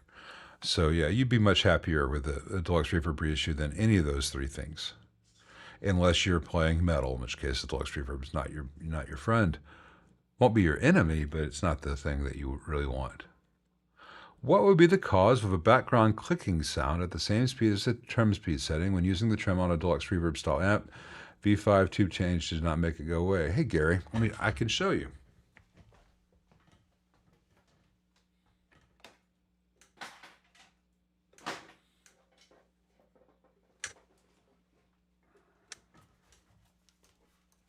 This is a 67 twin reverb. And here's the roach. You see the roach right here? Hopefully it's clear in the focus. I'll pick up and closer to the camera in just a second. Here's the roach, and there's a capacitor here. There's a little red one. From this side of the roach to that side of the roach. So where the 10 meg connects to ground.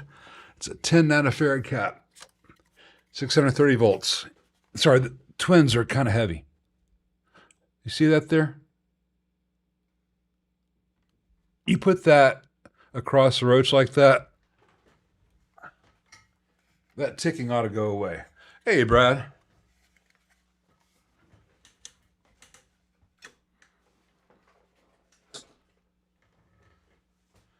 That was from the Fender field notes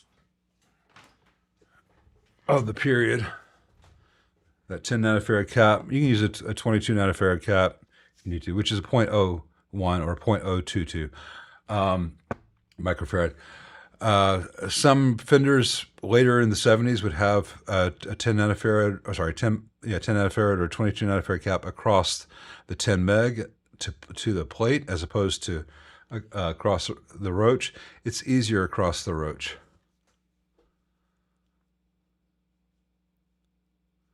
That is usually the fix for that. Let's see.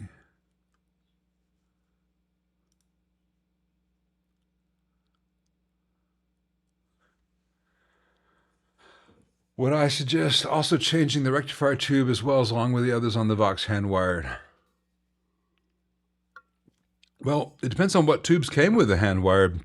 It should be a pretty brand new amp. The one that came in to me had good tubes from the factory. I will say this about the hand-wired. The hand-wired has better tubes from the factory than the ones in the custom series. The custom series often has one good tube in the preamp, and the other tubes are kind of cheap because they're selling at a different price. So almost anyone who's got a Vox AC-15 or 30 custom, usually worthwhile to change out the factory tubes. The hand-wired ought to be fine. But if the one exception is that rectifier tubes, specifically GC34 rectifier tubes, it's not like one sounds better than the next one, or that was the vintage sound, or that's the other one. They either work or they don't. If your rectifier is working, you no need to change it. The only exception would be an amp that has like this 5E3 that uses a 5Y3. Sorry, this 5E3 amp, which uses a 5Y3 tube rectifier. The Sovtek 5Y3 today is not really a 5Y3. It's it's a smaller, thinner GZ34. But for the Vox, which has the GZ34, if what you have works, it's going to sound, the amp is going to sound exactly the same as if you had something that you paid $300 for, because it was made in Great Britain in 1966.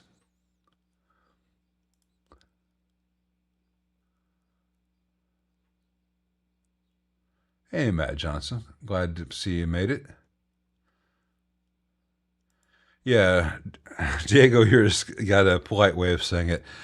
anything that Steve made under when Steve owned VHT, they were making fantastic stuff, and you'd see it on tour with Alice in Chains and stuff. And after that, it's like this. They went from being on tour with Alice in Chains to being for sale at Guitar Centers everywhere.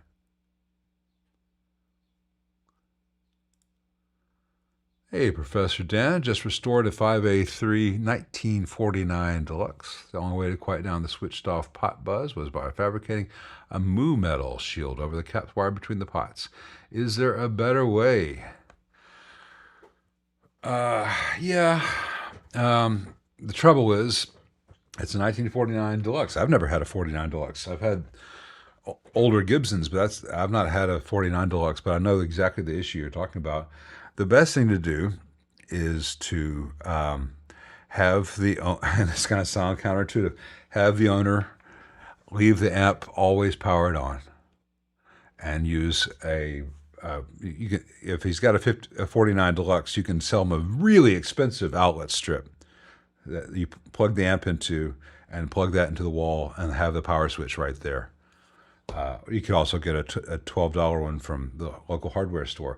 Have him plug into an outlet strip that has an on-off switch, and just leave the amp powered on, always on the amp, and just don't use. At which point you can move the AC wiring in the amp to always be on, as long as there's a note added to the back somehow that says, "Hey, by the way." That way you're moving the issue for anyone who doesn't understand the issue, what we're talking about, is inside the amp, there's a volume pot. And that volume pot, if you turn it all the way counterclockwise, clicks off and the amp powers off. You turn it on, the amp powers on. Above that, it's a volume pot. It's because it has the AC from the wall coming to the volume pot. And that AC emits a noise field, which everything else in the amp picks up on. So the best way to do it is, unless you modify the amp by drilling a hole and putting a power switch somewhere else, is to wire so the amp is just on, and then you either use an outlet strip to turn it on and off, or you just unplug it from the wall when you don't want to use it. But the owner has to be on board with this, and the owner has to know that you're doing it. And the thing is, it can be put back. You can do the connection inside the amp with electrical tape or heat shrink, and you just tuck it away from all the signal stuff. That way it can always be put back to how Leo messed it up in 1949, because it's a terrible design. That part of it, he got better. But that was a really dumb thing. And he was not the only person doing it. But Pictures of Lily is possibly my favorite song by The Who. And it had an awesome drum kit.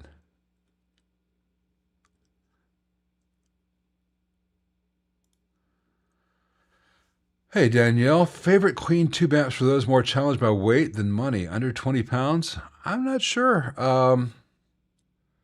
It depends on how loud you need it to be. You could get, a Swart probably would match that. You could probably maybe get a Princeton if you used a Neo Dynamium, whatever, the ultra low weight Neo speakers.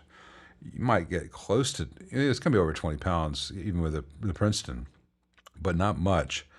I don't know. I have to admit that the weight of an amp is not really a concern for me until it gets to be like 80 pounds or so, at which point I'm like, oh, yeah, that's heavy. That's fun to move. That Twin, by the way, it's pretty heavy by itself, as you just saw me. I actually could have handled it pretty easily, except I didn't want it to touch the leather pad I have here on the desk, because it would have just chewed through the leather. But once this is in its cabinet, and then it has the two JBLs that came with it to be installed, that's going to be a heavy amp. So I don't want anyone to complain about a Princeton after that. All right, we're going to take our second intermission, because I got a sinus thing I got to deal with. But the Moo metal made it silent. That's great, Dan. But the other solution is just the simple one. But Moo metal is expensive, as you discovered, and is a mod sometimes that you have to attach to the chassis, which is more invasive than simply wiring it to always be on and using the outlet strip. Anyway, I'll see you guys back in 7 minutes.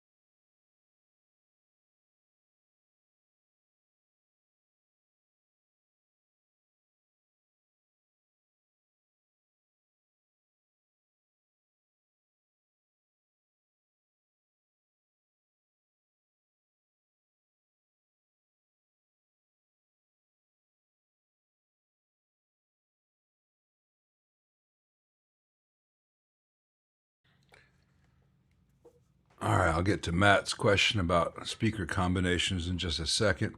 A little bit of whatever. I got my my second batch of film scans back. At the end of the stream, I'll go through that for if anyone's interested. And I decided as an experiment to treat Instagram as a place where people can share photos. And I decided to reactivate my personal account on Instagram. And all I'm doing is putting one photo up a day. So for anyone who's on Instagram who's interested, at Lyle Caldwell. I think I'm the only one. And that's all I'm using it for, is just to share photos that I find interesting. Remember when Instagram was actually cool? I'm going to try to pretend it still is, because it's an easy way to share those things and get feedback from other photographers occasionally. But anyway, let's get to Matt's question. Sorry, there was a question up from last week there. I'm thinking of making a 2x12 combo. Would like to mix an Alnico 12A 125 with a ceramic. I don't have any suggestions because I have not tried to pair anything with that. It's a really nice sounding speaker. Now you can also play around with the various options that they have because, pardon me, they have, in addition to different dust cap options, they have different cones. So you could try one with the American cone and one with the British cone. Pardon me, I got the hiccups. But I don't have any concrete suggestions. You can see what Weber might suggest.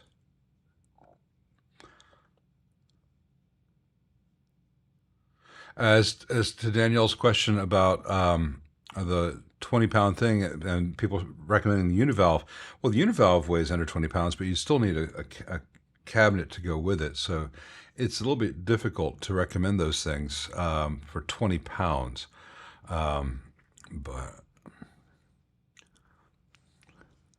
But Professor Dan, do you have a channel? You can't put a link on here unless you're a mod, but you could put the name of your channel. We could find it, because if you do, I'd love to see the work you did on a 49 5A3, because I've never been inside a 5A3. I don't know that I've ever seen inside a 5A3. And the Mu Metal was a good fix, but I always like to just say, all right, what are we trying to achieve? A way to turn the amp on and off without noise? A power strip. But let's see. Take that off the screen while I find the next one. Would an attenuator make an AC15C1 more fun to play and sound better, lower volumes, or are pedals the best way to use that amp? I cannot tell you, because I don't know what sounds you're trying to get. It has a pretty good master volume in stock form. It could have a better master volume installed, but an external attenuator might be just the ticket. Imagine a little bit of external attenuation, and combined with the stock master volume might be the best way to stuff. Hey, Goody, yeah, shoot me at info@psionic.audio.com. I'd love to look at them. You can send me as many pictures as you wish, or just send me. You're on here all the time. Send me an email so I can get back at you, and I'll send you my phone number. You can text them to me. We can talk. I don't publish my phone number because it would ring all the damn time and never get anything done. But I do like to give that out for people who have proven that they are not completely insane. It's fun being out there on the internet because all kinds of people come knocking on your door. What are my thoughts on tweaking plate resistor values from the 100K value in Fender? Do I prefer stock? Do I have any suggestions for a different sweet spot? Well, the way Fender's circuits work, and by Fender circuits, I'm talking about AB763 and similar, so any of the reverb amps from the 60s and 70s. A lot of the heavy lifting is done by the voltage, the preamp voltage levels. So a lot of the larger ones will have a 1K and a 4.7K, and like the Vibrolux and the Deluxe have 10K, 10K. In the 70s, they gave them more headroom and do like 2.2K and 10K. So a lot of that is taken care of there. Within that framework, there's not a huge difference if you have a 1.5K cathode or 1.8K cathode, 100K or 120K plate, and by which I mean the old nominal 100K plates have drifted up to 120, 130K. There's not a lot of variation there. As you increase it, you will get more gain. Like you could change out for a 220K, a 100K plate for a 220K and get a gain change, but at that point, it begins to sound less like what the amp is. So it's something to experiment with. I've not really found that necessary. What I have found beneficial for some players is to play around with the slope resistor. Like, okay, they've got Utahs in their amp and they wish it had a little less prominent mids. Let's put a 150K slope resistor. Okay, the rest of the amp is stock, 150K slope resistor. Kind of gives a little bit more of a scoop in the mids and kind of de-Utahs the Utahs, makes the Utahs sound a little bit more like Oxfords or something. And this is not something I would not go in there and rip out a perfectly fine stock resistor. But hey, if I need to change that resistor anyway, there's no need. I can put in something and give it a little more scoop, or I can give it less scoop if someone wanted it to be something else. But usually it's not that necessary. The mid-range response is a good place to play around with. That 6.8K fixed mids resistor on a lot of the Fenders. If you want to make your deluxe reverb sound like a tiny twin, change that for like a 1.5K. If you have a Champ which has a 15K resistor, you can change it for a 6.8K resistor, and oh my God, my Champ sounds like a little deluxe now. Or even smaller if you wish. So there are places to play around, but I don't think that changing the plates really that necessary in a classic Fender reverb circuit. Hey, Ethos.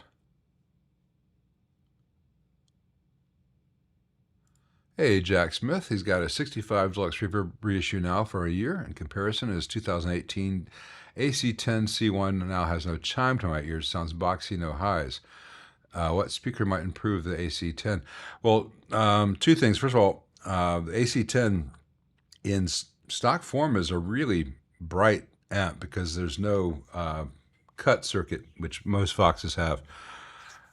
So it should be very bright.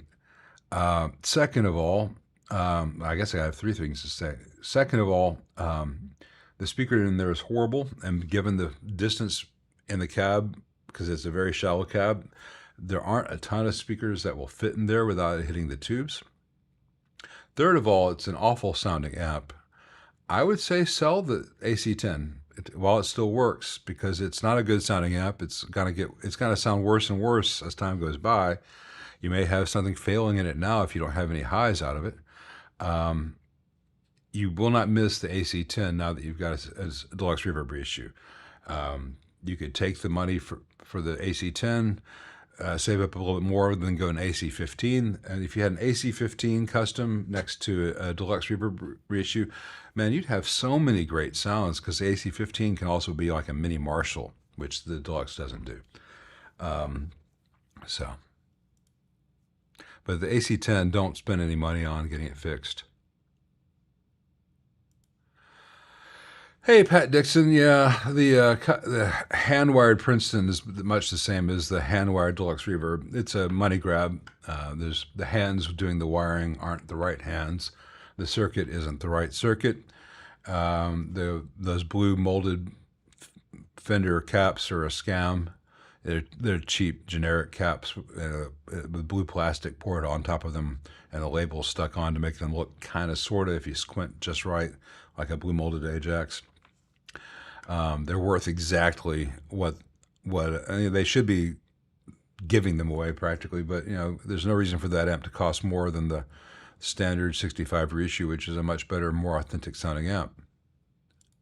It's just not as egregious on the Princeton compared to the Deluxe, because the Princeton at least is supposed to have the tremolo circuit from a Princeton, but the custom hand-wired Deluxe has got a Princeton tremolo, not a Deluxe Reverb tremolo.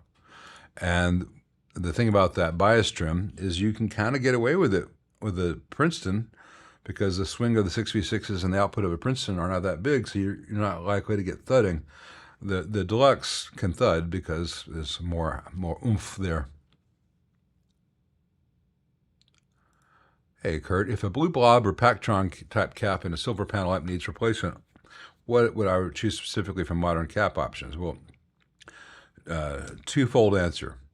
I would use Vishay MKT 1813 because I stock them and they sound great and everything, and I've got all the standard values, and they fit really well on a a Fender board because a Fender is designed for axial layout caps, not radial caps. If it was an amp designed for radials, I would use Panasonic ECQs. You can still use Panasonic ECQs even with the axial layout, but it's not as elegant. But, and this is the important second part, I've never had a bad Pactron's type or blue blob cap in a 70s Fender. I've never found a single one that was bad. I found a lot of amps that people replaced them in because the board got conductive and they thought that it was a bad cap leaking voltage. No, it's the wax leaking voltage. So I've never, ever had a bad stock blue or doo-doo red, as people call it, a cap in an old 70s Fender. I've seen an awful lot of them with a really thick layer of conductive wax. And if you change out the cap for an orange drop, you would temporarily heat all that up, and for a brief moment, the DC goes away, and you think, oh, it was a bad cap. I'm a genius. It's going to come right back because that wax is still there. You got to get the wax off the board. You got to soak the board in isopropyl alcohol. You got to heat it up, drive it all out, and then put the original cap back on. And at the same time, I'll usually take the caps, put them on a paper towel, hold each one up one at a time, hit it with a heat gun, get another paper towel, wipe off the wax, and put the cap to the side because that wax coats those caps. And if the wax is touching this lead and the wax on the cap is conductive, you'll get leakage across that way. So I get all that old stuff off electrically, and at the same time, it makes the caps look really pretty. The blue blobs polish up really nicely.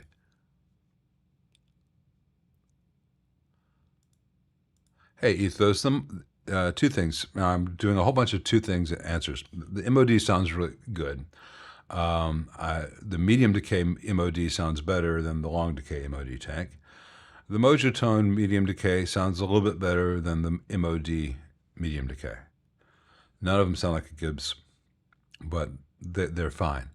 The other part is that in the grand scheme of things, the MOD tank is what, $35 with shipping. You're $45, $50. So I can understand being a little bit put out, but if that's the worst mistake you make this year, that's the price of one bad meal. And these days, that's the price of two bad cheeseburgers. You know, it's insane how expensive everything has gotten. So we should rejoice that reverb tanks are still relatively cheap.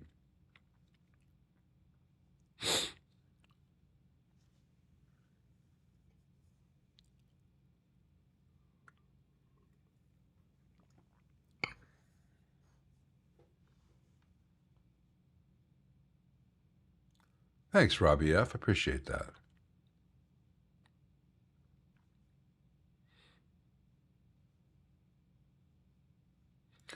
Well, usually the answer is get something else instead. When it comes to upgrading, how much money is the amp worth spending money on to upgrade? Now, notice that I have videos out on how I mod AC-15s or how I mod Princeton reissues. In both cases, they're primarily, in the Princeton's case, longevity, all the 65 reissue Fenders. Simple longevity fixes that will mean that you won't have the amp won't fail after 10 years or 5 years. So you're much less likely to have to sell it and get something else, because once that's fixed, it sounds like a Princeton. It sounds like a Deluxe Reverb. It is a good example of the thing, and it's not that expensive to have done. I'm not trying to make the Princeton or Deluxe Reverb also sound like a Marshall, also sound like a Vox, etc. On the AC-15 or the AC-30s that I do, I'm nudging them closer to the JMIs, because you can get a used one for $500 to $1,000, pay me $200-300 to make it sound like a JMI, and have an amp that sounds like a $5,000 amp. And I'm not saying that as marketing.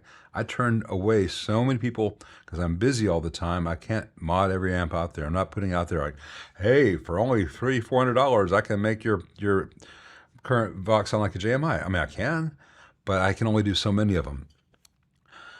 Those to me are sensible things because they're making them better versions of what they already are. But if you're taking, hey, I need to do all this work to make this, like that kit Princeton that came in a couple months ago, where I was like, all right, I've got to redo all this. It's not financially worth it to do that. It's not good. It's sad that so much stuff needs drastic upgrades. Well, the good thing about selling that AC-15 Plump Weasel is that not everyone watches my channel. Otherwise, there'll be no Blues Juniors being sold. But 10 were just sold right now. Another 20. Best-selling amp in the world.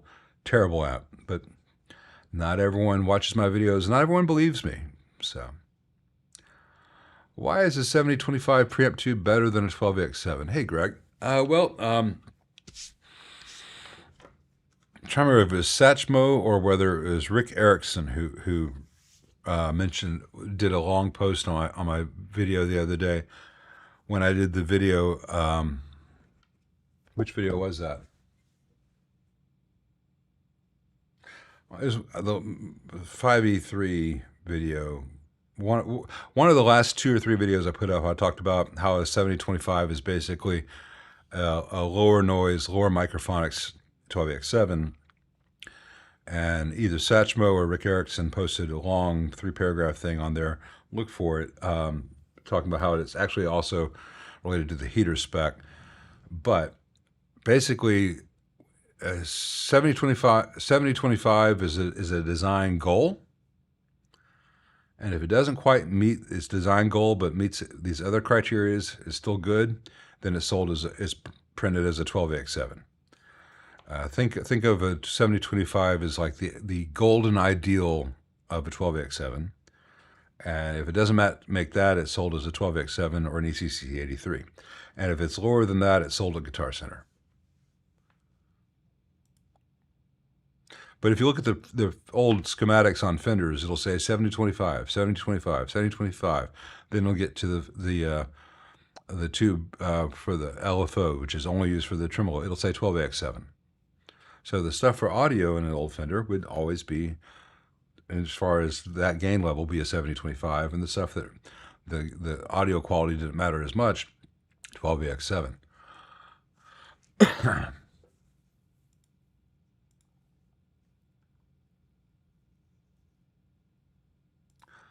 Man, I can't keep up with the vintage market. 70s Fenders are usually terrible guitars. So, but people, hell, man, I used to be able to go get a made in Japan or crafted in Japan Strat or Tele for $300-400. Those things are going for $2,000 now.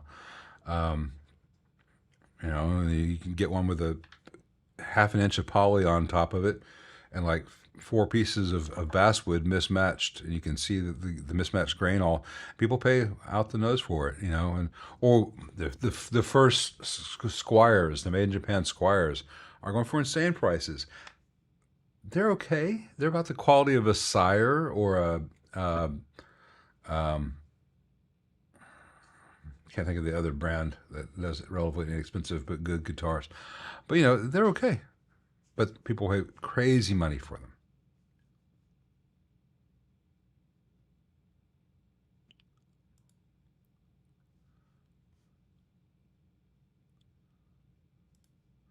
Hey, Dan Messick. Yeah, A165. Let me look up that one because there's not a lot of A165s out there. Let me just check that. I've got an idea, but I need to make sure I'm telling you the right thing. Be right with you.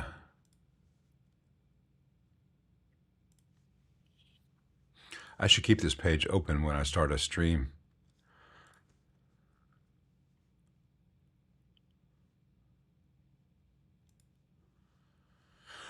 All right, A165. Let me share this with you. Make sure I don't have any embarrassing tabs open now. That's all right. You can see that I'm looking at Film Processing Labs as well. Let me take you off the screen, Dan, so there's room for what I'm going to put up here. And I'll just show you. All right. So we got our bass channel up top, and it's got a 10 nanofarad cap here bypassing this 100K plate. If you go down here to the normal channel, there's no cap bypassing this plate, this 100K. On the AB165, there'll be a 500 picofarad cap bypassing this 100K plate on the normal channel, and the same 10 nanofarad cap bypassing this 100K here.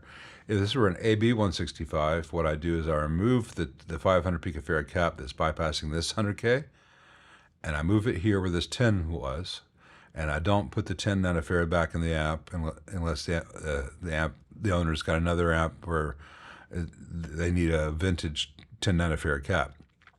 I don't put any cap back across this 100K on the normal channel, but decreasing the shunt on the bass channel from 10 nanofarad to 500 picofarad all of a sudden opens the whole thing up, and it doesn't just do the electric tuba thing.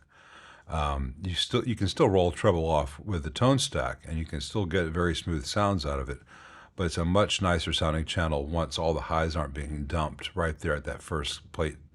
Hopefully that helps and that makes sense. So let me take this off the screen now. That's what I would do because it costs nothing and it sounds really good. And you can always put it back if you want to. You can just lift it up in the air and just leave it disconnected but up in the air. So if the owner ever wants, if the future owner wants it back to the authentic electric tuba sound, just reconnect the one end of that one cap.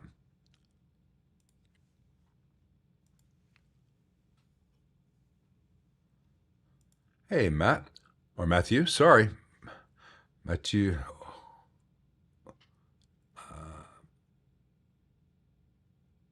Ruffet, sorry.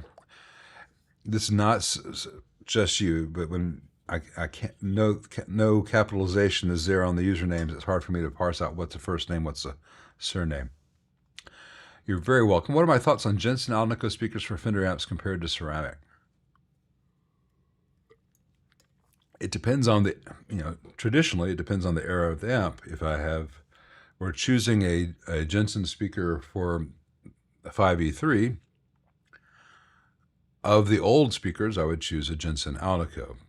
Modern speakers, I would choose a Weber Alnico 12A125, and one of the variations of that. If I'm doing a deluxe reverb, the traditional sound is ceramic. Not Jensen in that case, though you could have rarely ordered one from the factory with a C12N. Most would have come with an Alnico, a ceramic Oxford. But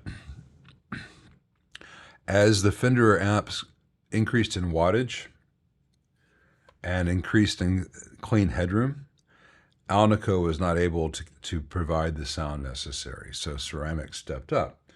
Now, it's not the case on all Fenders from that period. Like the Super Reverb had the wonderful sounding 10-inch Alnico CTS speakers, but those are probably the best Alnico speakers ever made because they're 10-inch speakers with a 1.5-inch voice coil. They can handle a lot of power, they can handle a lot of dynamics, and they do not compromise either the output level or the dynamic range of a Super Reverb.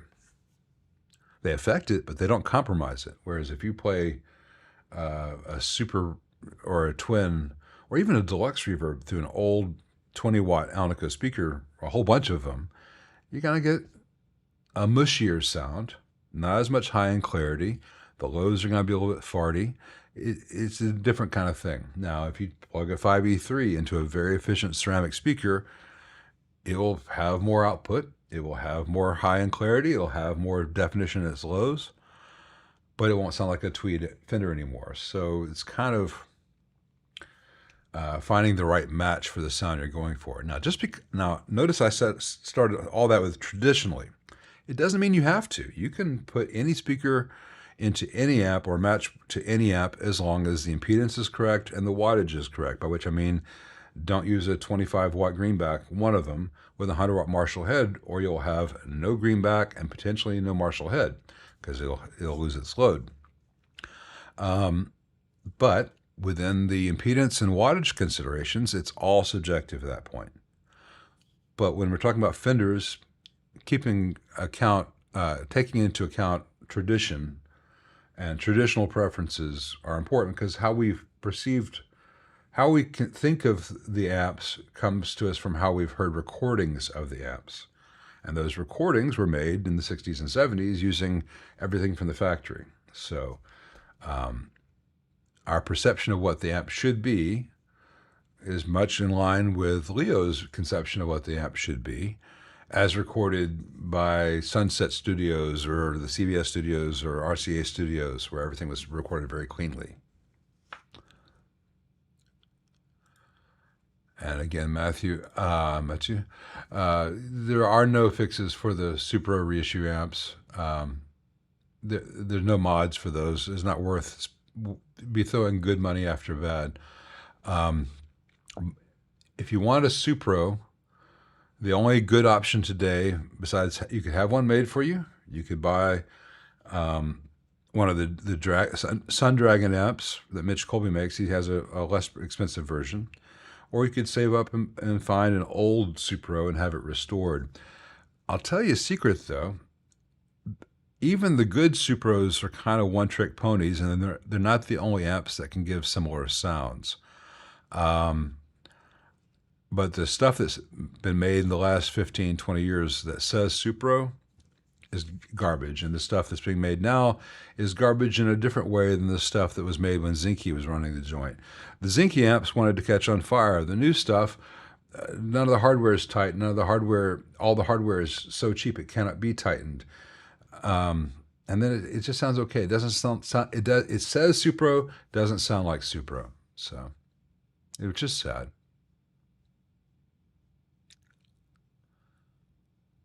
Do I have an SACD player? I do not. What is the best cleaning agent for cleaning my RCA input jacks in my guitar amp? Well, two things. For that, it's not the only product. Brad uses a different product that's available in Australia. Here in the United States, I like Deoxit D5. It's not an ad, though. Deoxit, if you want to hook me up, I use you an awful lot.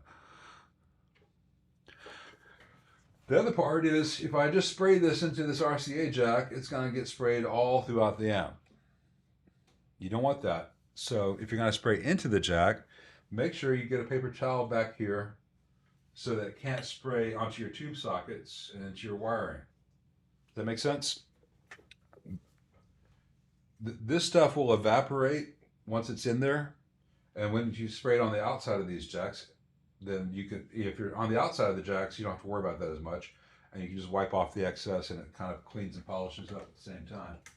But if you're spraying into the jacks, make sure you're blocking it so that the spray doesn't go everywhere. Mathieu.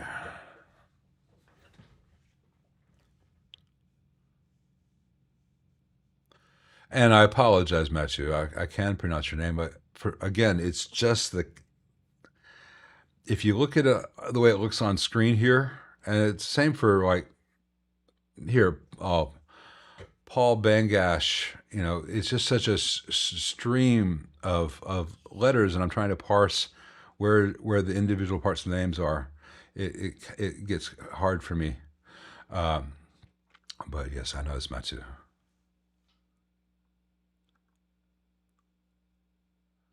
You're very welcome, Dan. It almost always works. I mean, it certainly will be one of the major contributing factors to that channel not sounding its best for guitar.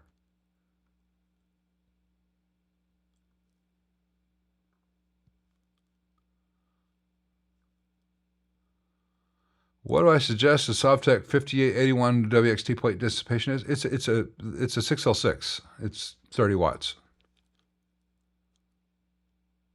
Thank you. Appreciate that, Kurt. The only difference between the 5881 Sovtek and a 6L6, twofold. The Sovtech is longer and skinnier, and many of them were done with wafer bases. So if you have the wafer base version and you put it into your fender, which has a bear trap, you'll have short-lived tubes.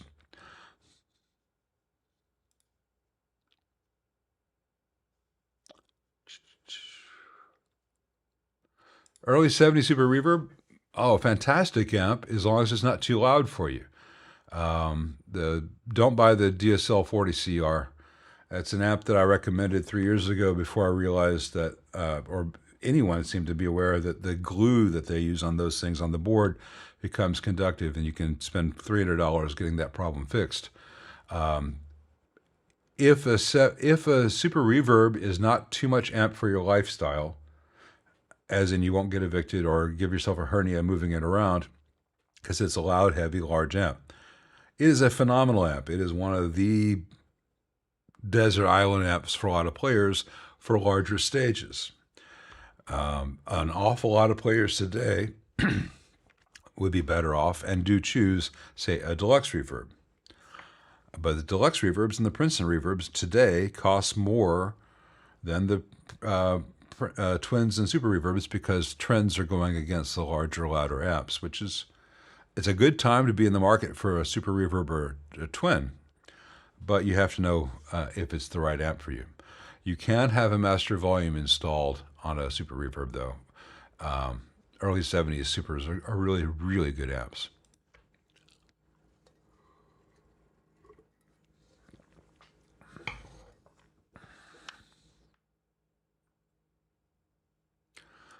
All right, well, see, I'll just call you Matt then.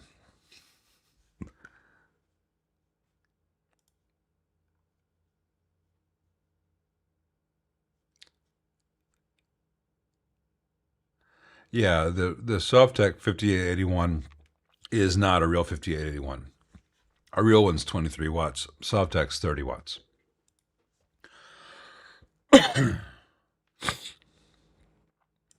Is a 70 Super Reverb's particle or PCB? It's neither. It's fiberboard. The board is a standard Fender eyelet board. If it's after 73 or later, it's got a wax coating. If it's before that, it doesn't have a wax coating or has a very light one. But it's fiber. It's basically really stiff cardboard. That's what they used going back to about 1960. Well, sorry, going back to about 1950.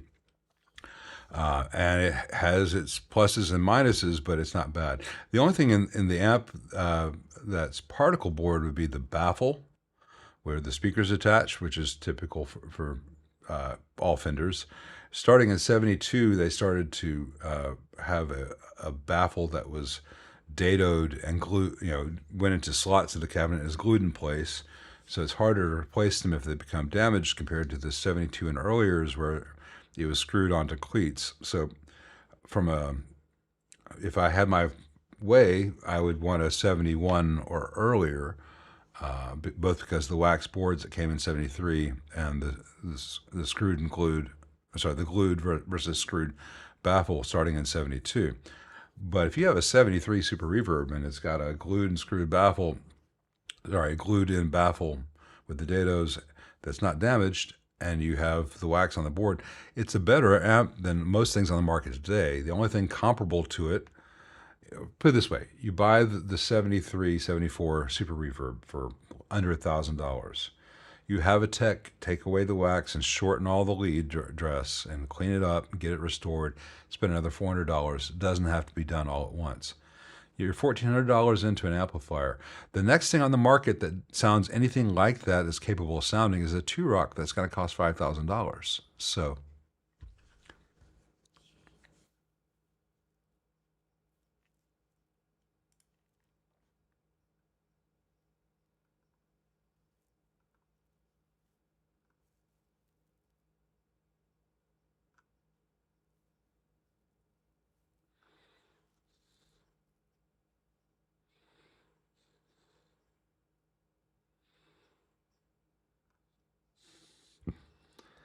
well, the important thing, Catalan, is if you get Deoxit, you want the one with this small straw. because they came for a while with this giant straw where is like you even put your finger up here and half the bottle will come out at once, just everywhere. We raised such a fuss that they went back to offering the small straw. I like to think I played a small but important part in the straw war of 2018. Because with this, I can fit it into little tiny spaces. I can bend it. I can get it in places I need it to go. And I can dispense a tiny amount or a whole bunch, depending on how much pressure I use. What a concept.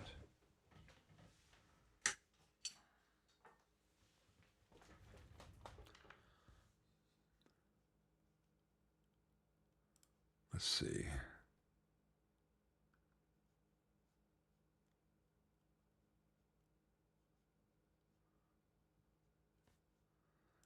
That is not my dog.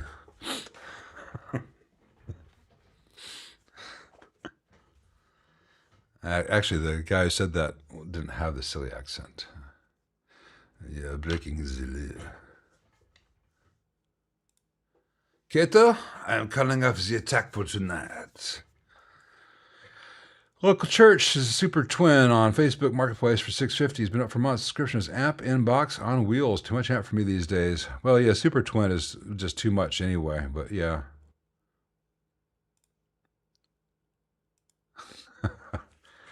I've never tasted nor been tempted to taste D5. I have not tasted, but I cannot say I've not been tempted to find out what WD-40 might taste like, because WD-40 smells awesome. But I have a feeling it probably doesn't complete this sensory package if one were to ingest it.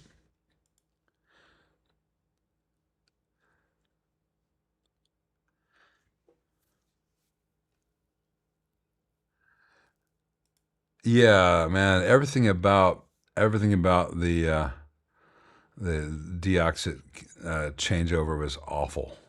Uh, just stupid. Like they don't even use their product. Yeah, I've I've done similar things like to that, and I did do that with oil for fine gears and stuff.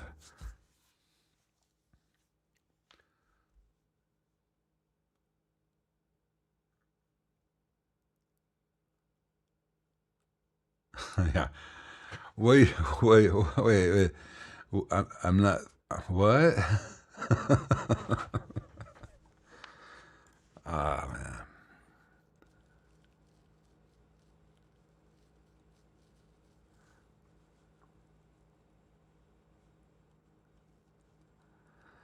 Yeah. Well, the thing about if you run out of accelerant with with deoxit, and you still have stuff in the bottle you can't get out.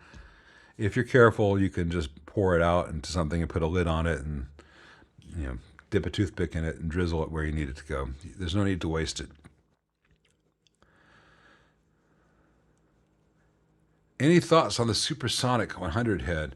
It's just as bad as the Supersonic 22 or the Supersonic 60. Avoid anything that says Fender Supersonic because they're bad designs with incredibly noisy effects loop implementations, incredibly noisy reverb implementations, incredibly ineffective tone stacks.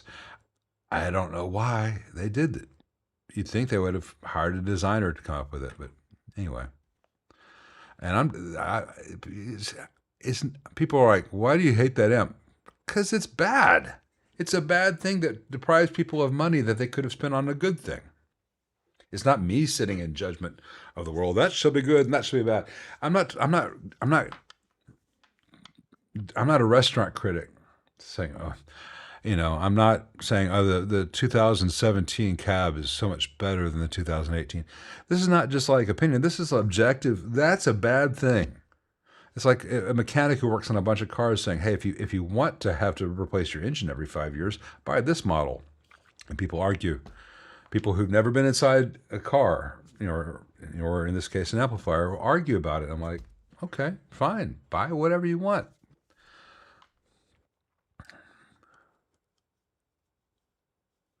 Hey, Borrowland, just learning about amps, aren't we all?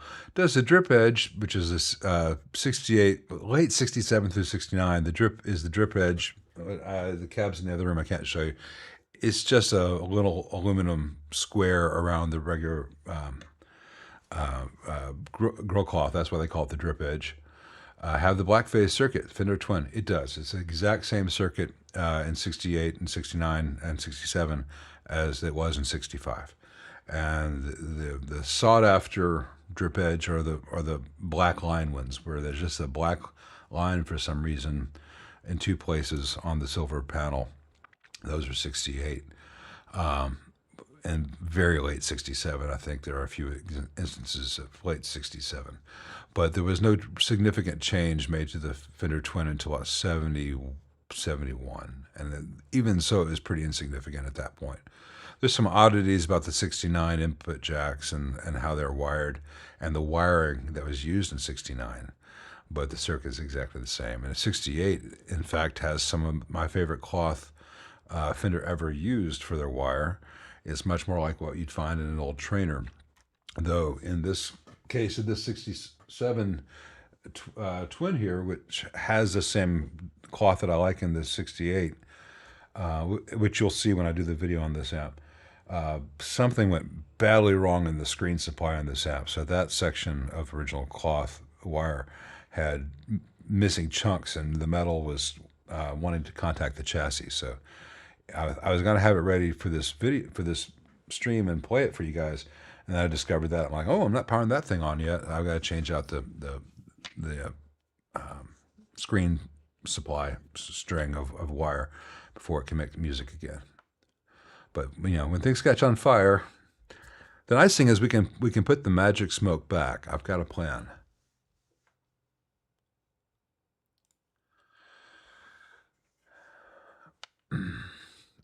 Darth Maximus, I'm sorry, but it's just the truth, man. I'll get to you just a second, Catalina. Not Catalina, sorry, Catalin. Sorry, could have been worse. I could have called you ranch dressing. You know, Catalina was terrible dressing. Anyway, yeah, I wanted to get this one because I put it on the screen already. I thought it was a good idea to follow up with Fader Loop after Deoxit and audio gear and ham radio gear. Is it needed in guitar amp pots?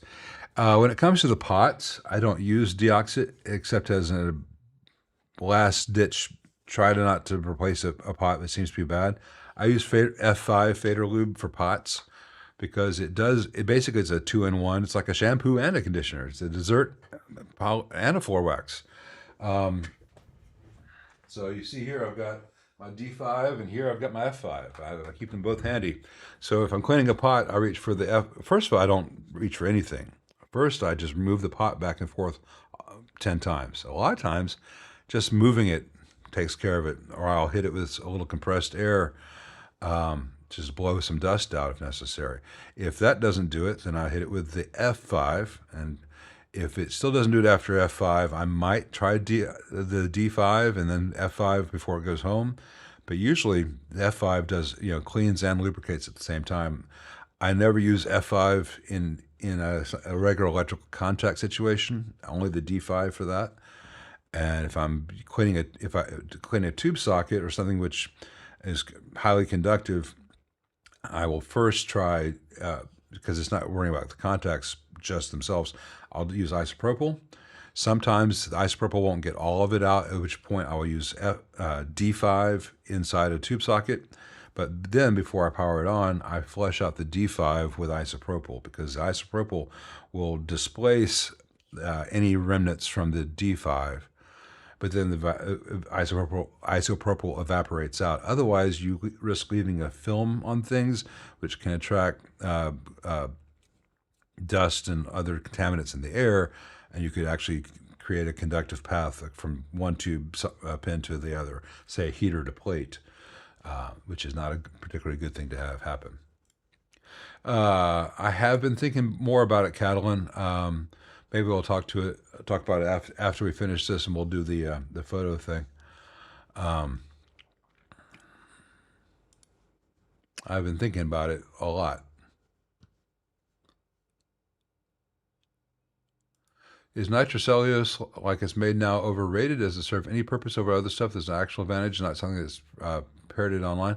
Nitro is fantastic, but I would, I would, I would ask Brad because Brad uses it a lot, and I use it occasionally, or have used it occasionally. It is not the only good way to get a finish, but it is a fantastic way to get a finish, and it has very real advantages in some aspects. It has disadvantages in other aspects, but Brad actually finishes guitar and stuff all the time, and I've only done it a few times. Hey Matthew, I've got videos on the 15 and the 10, and the 30 is the same as the 15. It's just it's got more output tubes. It's louder. Um, uh, they're okay. Um, they're not at all high quality that they're promoting. There's certainly no. I think they have aspects that are better than the previous hand wired, but I would not buy one. I would buy the AC30 Custom, the C2X. Save a lot of money, get all the same sound. But I'm also in a rarefied position where I could say, and then I'll do a few things and fix the little niggles I have with the Custom series. But Vox has never, ever, not once, ever just said, okay, how do we do it in 1964? Those amps that made us famous, how do we do that? Let's make one of those. They have never once thought, that's what people like us, let's make that. Every time they do one, they get so close to it and they stop. It's like a cat. A cat will run up to you, look all excited, and then about 3 feet away, it'll turn and walk to the side and pretend you're not there. Maybe lick its butt. Vox just licks their butt every time they try to do a reissue. It's weird. Is there a significant difference between the hey Az military 12 AT7 60 AT7 is a design spec. It either sounds good or it doesn't. The best bet on the best buy right now is the JAN Joint Army Navy Surplus 70 stock that they have at Tube Depot for like $25-30. You can spend a ton of money on AT7s, but usually AT7 is going to be in a phase inverter, which has nominally unity gain. So you're not going to be getting huge benefits over, say, a JJ. You can get a JC ECC 80. Is it 81 or 82? I'm trying to remember which one's the AU and which one's the AT. Anyway, you can get an inexpensive tube in there as long as the tube is functional. It's the first tubes in the circuit that do most of the heavy tonal lifting. But you can spend as much money as you want. What do I think of the old Gibson GA5 amps? I don't know that I've ever had a GA5. I like the 18 and the 40. I don't think I've had a 5N. Sorry. Tester's glue, man. That stuff will give you a headache from hell.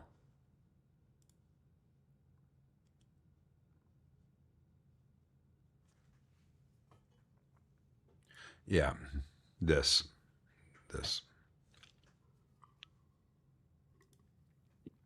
I've never smelled testes. I'll leave that to you, Gooden, to know the difference.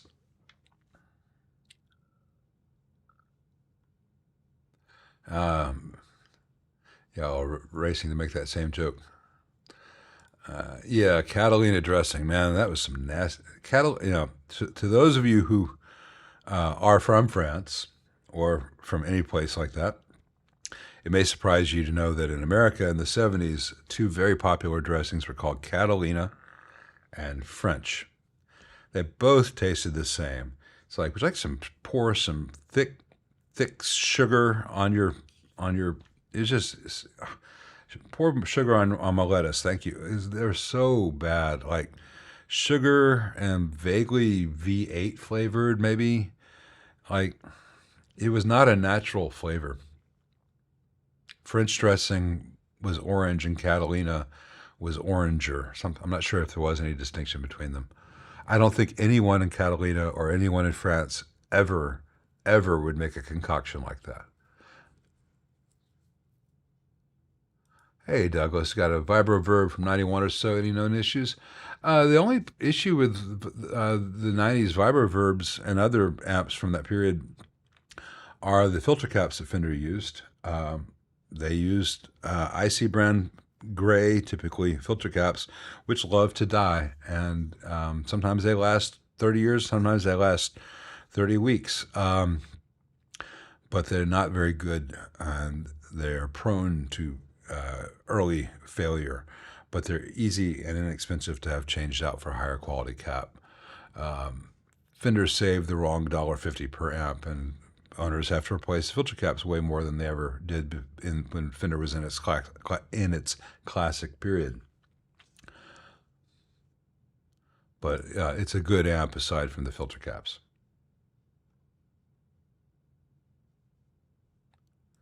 Do I have a favorite Luther Dickinson album? I don't own any Luther Dickinson albums. I should call him, and I should call Luther and say, "Hey, Luther, which of your albums should I buy?" I've got a very good mutual friend who's very close with Luther, and I've met Luther a few times. We played together, butted heads a few times. Long ass time ago, when we were both egotistical 17-year-olds. I have tremendous respect for him as a monster player, and by all accounts, a nice guy, though he and I did butt heads. But our main friend in common is just fantastic, and he seems to like both of us, so Luther's got to be fantastic too. But I'm not going to claim that I know him. I have interacted with Luther. The album that Luther has played on that I do know, that I really love, is Black Crowes Before the Frost. I think that is one of the best pure live rock records ever done. It's all live sessions, and the band sounds fantastic. And Before the Frost, I highly recommend it.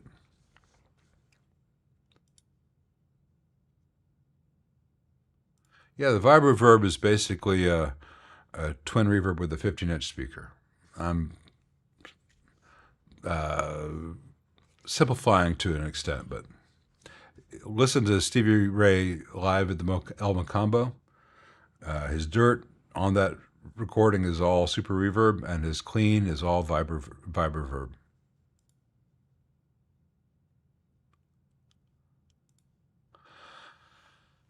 Robbie, I'm not going to do a video on Deoxit best practices. First of all, I'd be bored making it, let alone thinking of the boredom of people trying to watch it. Second of all, you know how many people would say, actually, what I like to do, I mean, which is great in terms of people commenting and drives videos up.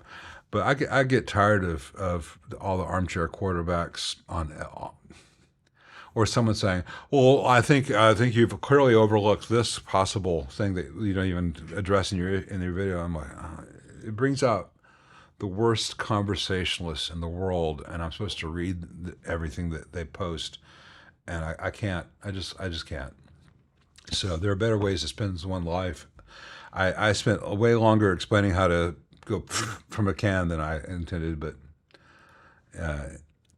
if you need more, go back and watch it, Robbie. I'm sorry. I appreciate you always being a supporter and a viewer, and I don't mean to demean you, but no, I cannot possibly put together, record, and then edit a video on that topic.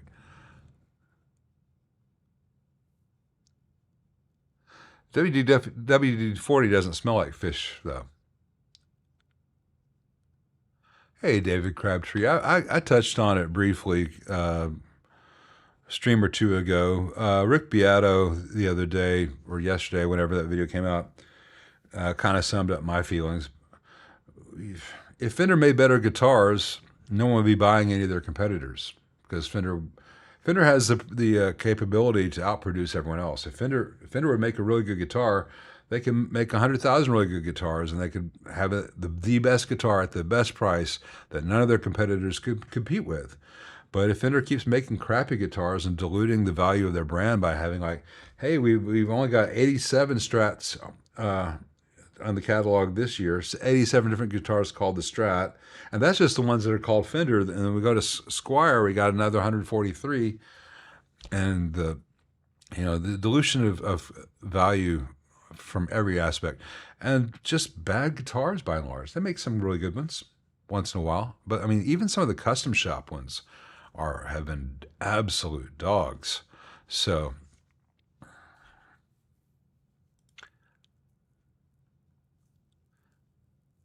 I think Fender did buy reverb.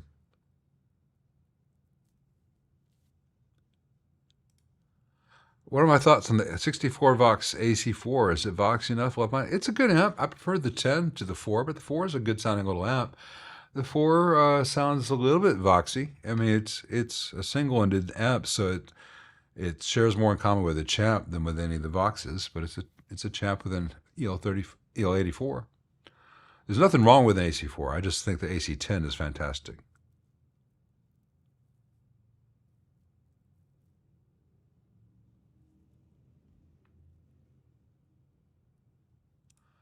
That was when I said I didn't care about it. I don't. I don't care to pontificate on it. I don't care to think about it too much. I hope that it doesn't drive any of the small builders out of business. I mean, I don't want to speak out of school. I did speak to one guy I know, and I guess longtime viewers of the channel can guess who I'm speaking about. And he also has original body types that he makes that people like. And if you like his guitars, you can buy one of his guitars made with a different body shape. And his headstock's already different enough, so he can sidestep it and won't get shut down. But I think there's going to be a big rise up. I just can't see how Fender can compel everyone to pay these fines or destroy their inventory, etc. It's just bullshit. But seriously, the way for me to, you guys know me from this YouTube channel. And you know, on this YouTube channel, I'm talking about the amps that I repair. The best way for me to get amp business is not to talk shit about how every other tech is bad. The best way for me to get views on my YouTube channel is not to sit around talking about how every other YouTube video is bad. The best way for me to get business for the apps is to do the best work I possibly can.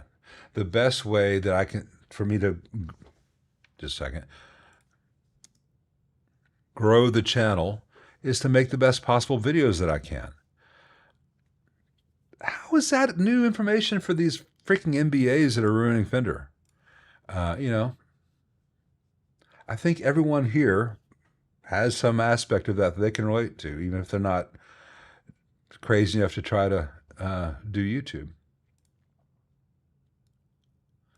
Hey, I'm glad that you like it, Gringo. I think that the hand-wired AC15 is a good amp.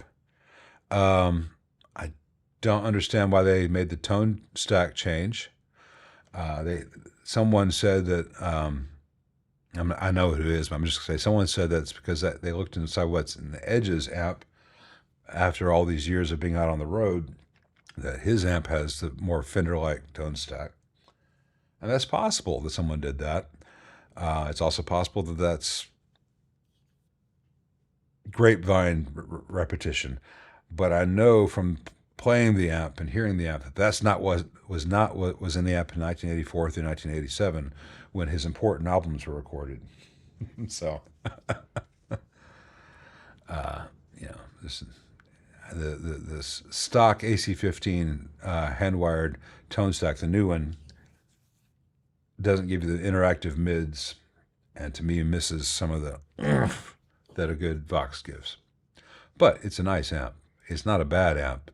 It's just not as good as it could have been for the price of 2 caps and 1 resistor, or no price at all, because they've been a sideways move getting it right. Anyway, again, it's a cat butt analogy from earlier. They could have done it. They didn't. Yeah, avoid the AC4 and AC10 custom series, and I can't imagine that the hand-wired is going to be worth the price. 15 and 30 are where you want to be. Now, if they ever come out with an actual AC10 reissue, that'd be fantastic.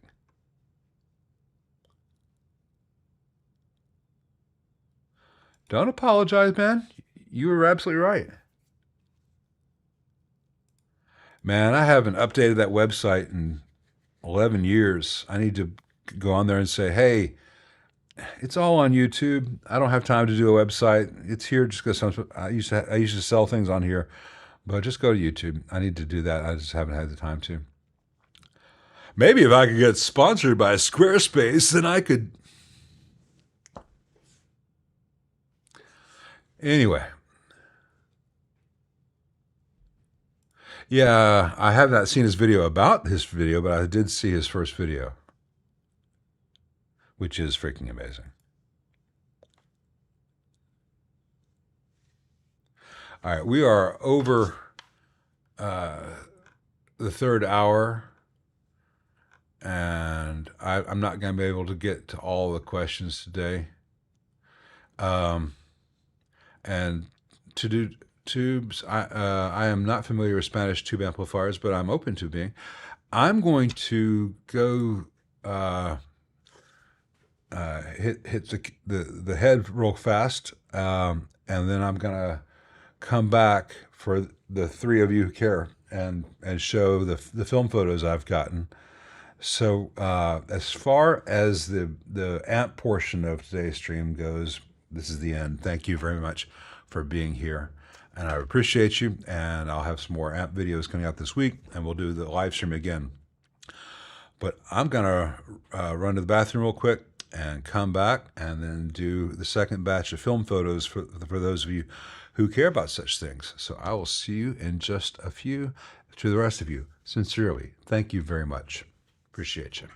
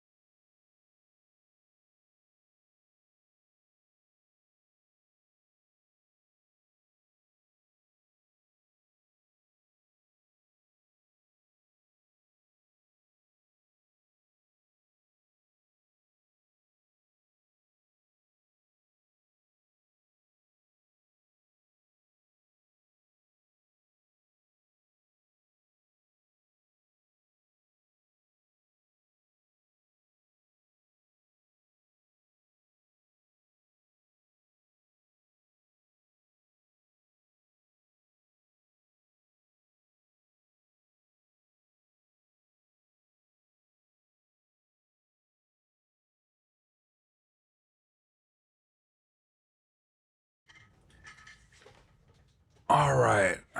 Let's see if we can get that off the screen. Well, I get set up to show you the photos, and it means a lot to me that you guys want to hang out here and see these things. I want to give you a little behind the scenes of how this stuff works from my end in terms of the amp business. Let me get this called up for you first. Some of the frustrations that I don't put in the regular videos for obvious reasons. You don't want to hear about bad stuff, but that 54 Deluxe, I did a bunch of work on it, as you guys saw. I think really good work. I try to do really good work, and it looks beautiful and it sounds beautiful and everything was perfect. But one original part was bad, and I had to order replacements. And it took a week and a half for these to get to me. And until these got to me, I couldn't give the owner back his amp, and hence I couldn't get paid. So for a week and a half now, I have not gotten paid for all that work that I did. And some weeks you really need that income. So I've been really desperate for these parts to arrive. 4 freaking little glider feet, Malin glider feet. Shouldn't take a week and a half to get these. But we're not going to talk about politics on this channel. But anyway, I can put these on the amp and get paid this afternoon or tomorrow.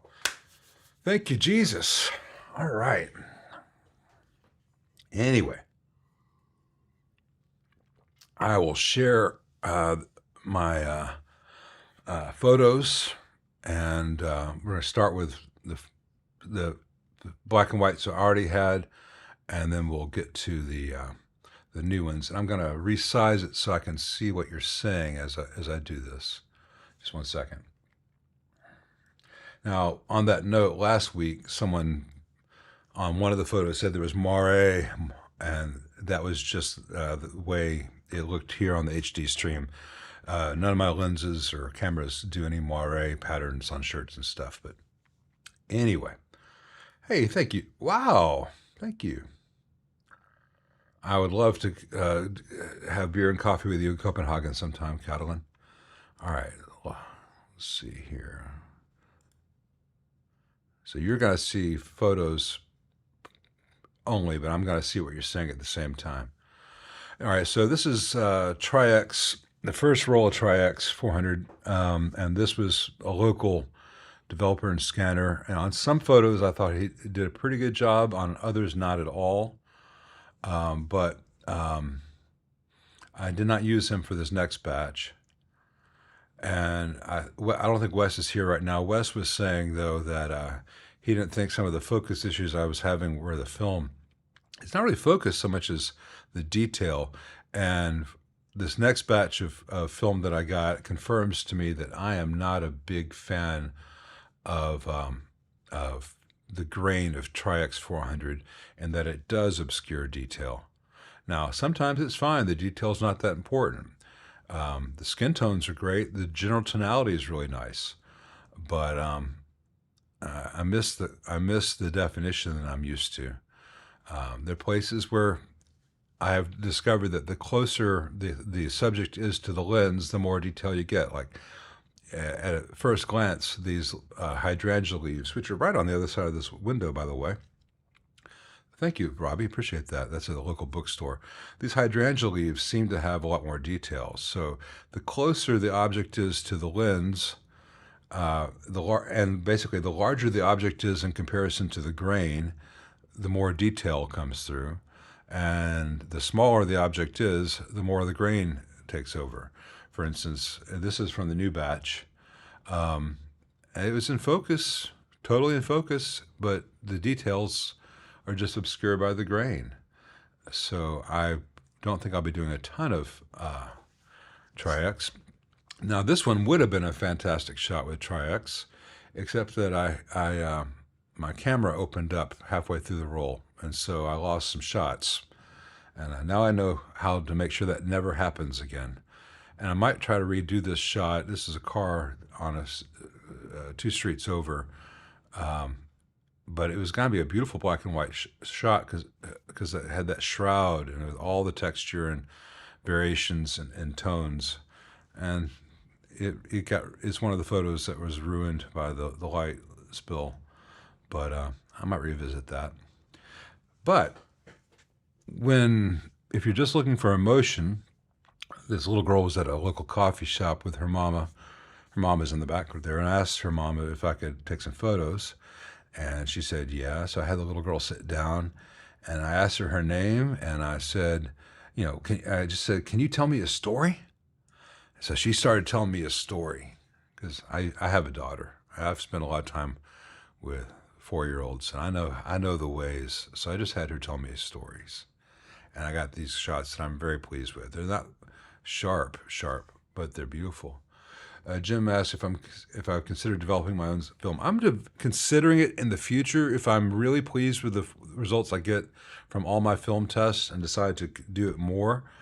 I might do home development, and all these services are using really professional temperature controlled and agitation control developers.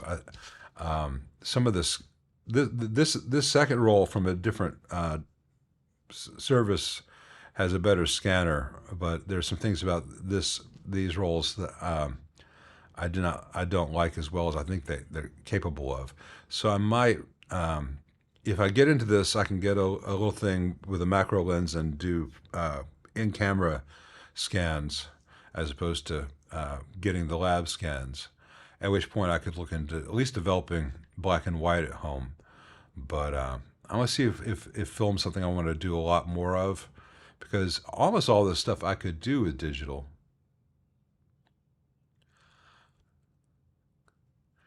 And this is downtown under the convention center, and I was testing the dynamic range because I was in a really dark spot going towards the light, and sadly a Tesla was coming by, and sadly the other car was up there. This would be a better shot if this were in England and the Tesla were on my side of the street and hence closer. But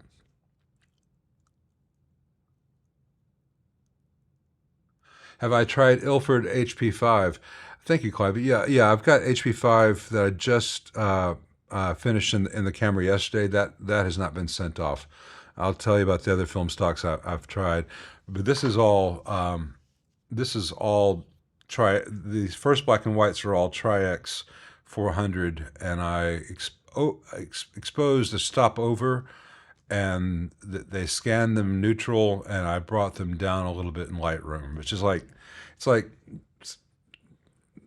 exposed for the shadows, developed for the highlights. So that was my approach here. So if you do the Ansel Adams zone system, I was shooting zone 3 as if it were zone 4, so I still have details in the shadows. And I like them, but I think they're doing better for street photography than for any architectural stuff. For instance, these are two guys downtown. I saw them there, and I thought they were looking cool, and I went up and said, "Hey, can I take some shots?" They were cool about it, and I talked to him a little bit, and the guy on the left there said, "Hey, I play sax. You want to get some pictures of me playing sax?" And I said, "Hell yeah!" So we walked. I'll show you that in just a second. I'm trying to keep up with what you guys are saying. Thank you, Mike Thoughts Day, saying I was an awesome dad. I try. That's all we can do. Thank you on the composition. The composition matters to me. I wanted to get... These guys just had kind of angular energy, if that makes sense. No Nashville cats, man. These are all Memphis dudes. We're all Memphis here. I want to try some Cinestill if I keep doing it. I've shot HP5 and F4P, but I have not had them developed yet. So the guy got his sax. The guy on the left got his sax out of the car. These shots, I like everything about them except the light was not wonderful. Here, the light is just so good. And then here, it's okay. Here's better. And here's good, but it's a little contrasty. But that's what the film did. I didn't touch anything other than the exposure on these because I wanted to know what the film was doing. I didn't want to go in here and say, and then I'll do this, and then I'll do that, and then I'll do a dodge burn kind of thing. I just got the general exposure right. So it's like the sax is blowing out a little bit, and those conch shells are blowing out a little bit. But as far as my job that I had control over on the day, composition and focus, I think I'm getting it. And I know from some testing some other film stocks that you'll see in just a minute that my focus is better than what you're seeing here. It's the Tri-X, which is just softening everything so much, which is frustrated. Yeah, I'm. If I get into it, I'll probably play around with D76 and some of the Ilford developers and find a developer and just stick with it. If I do it, I may just have labs develop it, and then I'll get a macro lens for my Fuji and do the scans at home. Thank you, Catalan. That means a lot to me. I know you're hearing me without seeing me, but imagine a very sincere look on my face. I love this one because the guy's just got that little smile. He was enjoying it. Now, here, we need to talk. I got some big failures for you here. Oh my God. So this is Kodak Gold. As I mentioned earlier in the stream, the entire roll of Kodak Gold came out looking 2 or 3 stops underexposed. And I know all my settings were correct. Even if the meter wasn't totally accurate, I should be within a third of a stop of being perfect. So I don't know whether I got a bad roll of Kodak Gold or what. I've got another roll of Kodak Gold that I got from a different vendor in the camera right now. And for this next roll, I'm again shooting it deliberately one stop over to avoid this. But man, Kodak Gold underexposed at all just falls apart. It's grainy. It goes green. All the shadows just look like mud. Digital does spoil us, man. Digital spoils us entirely. But you know, at the core, it's light and composition and focus. It's also possible the lab had a problem, but man, the lab. Well, I'm not a big fan of the darkroom for some other reasons I won't get into. They nailed the Portra that you're about to see. So I sent some Portra. It's called Ectacolor Pro now, but Portra 400 that's coming up. But this gold just looks like shit. And it's a shame because you can see I had some potentially good images here.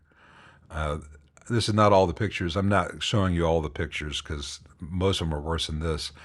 You know, from looking at this, I'm like, gold has potential, but I'm far from a star, man. But this is my creative outlet since music became professional. And my wife loves this photo, and I see what she loves about it, is the grunge and that red has gone all orangey and all. But man, all the shadows just look like vomit to me. So I've got another shot. I've got another roll of Kodak Gold in the camera now. Hopefully this is a one-off failure. But let's go to Portra, or as it's called now, Ectacolor 400. Now this I like. And look at the detail there on the left on the carrot greens and the detail of the print on the fabric of the tablecloth. I mean, you can see grain. Hopefully you guys can see grain if you're not looking just on a tiny little phone screen. But the detail is there, the sharpness is there without it being overly sharp. So I know that a lot of the issues I was having before were the Tri-X grain. So armed with that knowledge, I have since shot one roll of T-Max 400, which I expect to have very little grain. One roll of HP5 push to stop, and one roll of box speed FP4. I want to see what I get. This is now this is the Portra, not underexposed, but not with great light, so it went a little grainy. But I kind of like it in this case. It was gold 200 Clivey. Goody, you like that? You like that truck shot? Well, you can have it, man. I can make things do that in Lightroom, but if I need to, but I want to have something relatively pleasant. Now, the one thing about this film, here's another one. It's good. You know, it's good. That's what clouds look like. That's what the sky looks like. That's what that looked like that day. I can get that with digital without spending $18 for the film and $20 for development and scanning. So $40 for this pic, 40 divided by 36 shots. So $1.10 for this picture versus free out of the digital. It's hard to justify if Ectacolor 400 is like the best color film stock for 35 mil, because I can do this with digital. I can get these colors out of digital. I'm gonna play around with that. There's a company that sells Lightroom profiles that it's supposed to emulate film stocks very accurately, and I got their demo, and their portrait, which is what this is very, very close. And the portrait still has the, can't magically make the sky sunny that day. And I have a very similar shot to this that I did with digital, with the Fuji. And, this is very nice, but I can do this with my digital and then just add a little bit of grain to it. Diego says, I really must repeat his suggestion that I try some Fuji transparency film. Yeah, I know it can be unforgiving, but the trouble is, can I find Provia and Velvia? I mean, those things aren't made anymore. I could probably, I think my best bet would be to try a shot of Ectacolor. And I might get a roll of Ectacolor and try it. 10 years ago, I absolutely would get some Provia and Velvia. But as far as I know, whatever's left is what's left, and people are paying crazy money for it. And I know that some of that I can emulate very well. Now, I like the red here, but again, this Kodak on anything that's not bright tends to go grainy, and this was exposed a stop over and then brought down. That grains in the film, but I also think it might have been the scanner that this company used. The next rolls are going off to a different developer and scanner, but I love that red. Now this shot is probably the best shot I got out of the shots using the portrait of the Ectacolor Pro 400. There's an antique shop downtown, and this is their bins full of old doorknobs, and the light was terrible. I think I shot this at 1/30, so I was trying to hold really still, and to get any kind of picture I had to use 1.8, and I got this, and I like this. I like this a lot. I know that I could do this with my digital stuff, but and with the digital stuff, I could also turn, but here's the thing. With my digital camera, I could get the shot. With my digital, I could also turn on IBIS and not have to worry about micro movements at 1/30. I was explaining to Nikki, why am I trying to use this old 1960 Canon film camera when I've got all this digital stuff? I'm like, how she's got a super Hyundai Elantra. I'm like, how you're driving on the highway and the car will literally go around a corner for you because it senses where the lanes are, and it'll do all these things without you thinking about it. Well, that's great, but when you learn to drive, you want to learn to drive in like an old VW Beetle with a manual transmission, because if you learn to drive that, you can drive anything. And then if later a car wants to steer for you, well, it's a different conversation to have, but you know that you can steer. So I like the challenge of using this ancient I know your name is still Alan, Diego, but it's so hard to remember one name when I'm reading another. I know you are Alan in Berlin. Greetings, Alan from Berlin. Hey, Greg. Yeah. Every walk is very different when you're trying to see where you live with fresh eyes all the time.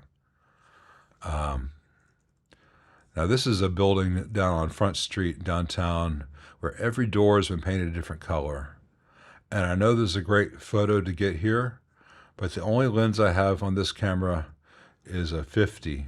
And I think I need to have, if I continue the film, I need to get a 28 millimeter to get that, because of where you have to stand to see things, I need a wider lens. But again, I like the color, but I can pretty much do this with my digital. Yeah, John, exactly. She walks through, remove two maps. That's why there's an attraction to old 60s camera. And she asks the guy who wears mechanical watches, too. I feel that when I am able to get photos like this with this ancient film camera, then I've earned the right to then say, all right, I'm going to take out the Fuji, and I'll even use autofocus today. Most of the shots I do with the Fuji are manual. This is actually hard to believe. This is a color photograph. We've got a sculpture downtown. You guys might have seen. I'll show it to you after this, a different picture of it. But it's kind of like our smaller version of the Bean in Chicago. It's all reflective. And so it was a gray, cloudy, rainy day. So the metal was reflecting the gray clouds. So this actually is color, but it looks black and white at first glance. You can see some raindrops on it if you look closely. Thank you, Jaguar. This is at the zoo, at the China exhibit where the pandas used to be. And again, I can get this look with my digital, but I can get so much more detail with digital than I can with film. Again, this is one place where that grain just kind of, the details aren't quite there. And the best way for me to explain my thought process is, this looks like really good 35 millimeter film grain. In comparison to this, my 35 millimeter equivalent digital camera looks like medium format film. Now, medium format digital is even higher resolution, even more detail, even less grain.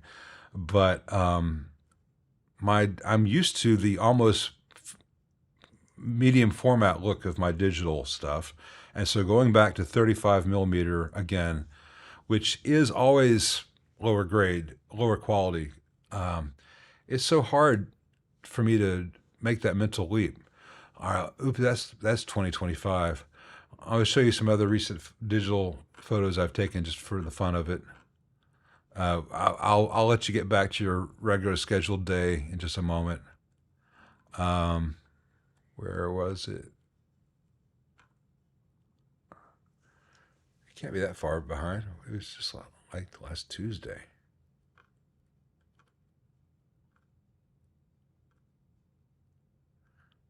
Where's the picture?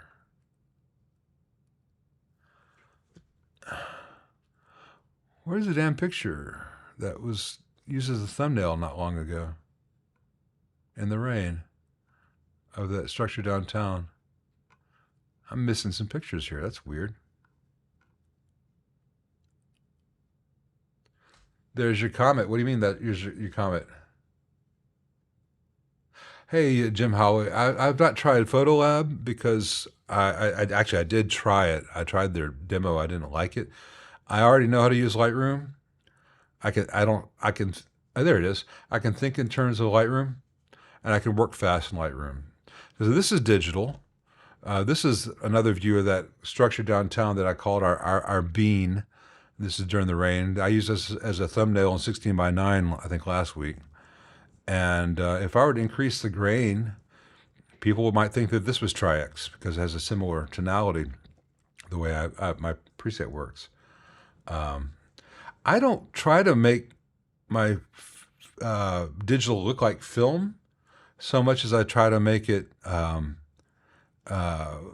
aesthetically pleasing, which is, there's an overlap there, but I'm not trying to chase the film look. I could add grain to everything. I could blow up my dynamic range.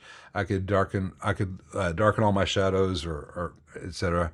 I just want a little bit of less perfection. Like the iPhone does fake perfection, where it makes everything perfectly exposed in ways the eye never sees. Thank you, Bottom Kitchen. Well, hey, I know people who love DxO. I know people who love uh, Capture One. I could not get my head around their workflow. Now, I'm a fairly clever guy. I could, but I have not had the time to learn that as well. Yeah, Alan, Tri-X cannot handle the full range. I would have to do dodging and burning like crazy. So these are some shots of some darts around the corner from me. I think you saw that one before. This is all color stuff, but the digital with manual focus. And that's better than what I would ever be able to get from any film camera that I've ever been able to afford. Remember, there's what film's capable of, and there's what people can afford. A Hasselblad from 1967 could take something this clear. But in 1967, there's no way I could have afforded a Hasselblad. Thank you, Alan. I appreciate that. It means a lot to me. You know, this is just walking around the neighborhood here, shots like this. And I like when paint falls apart. I like when things get old.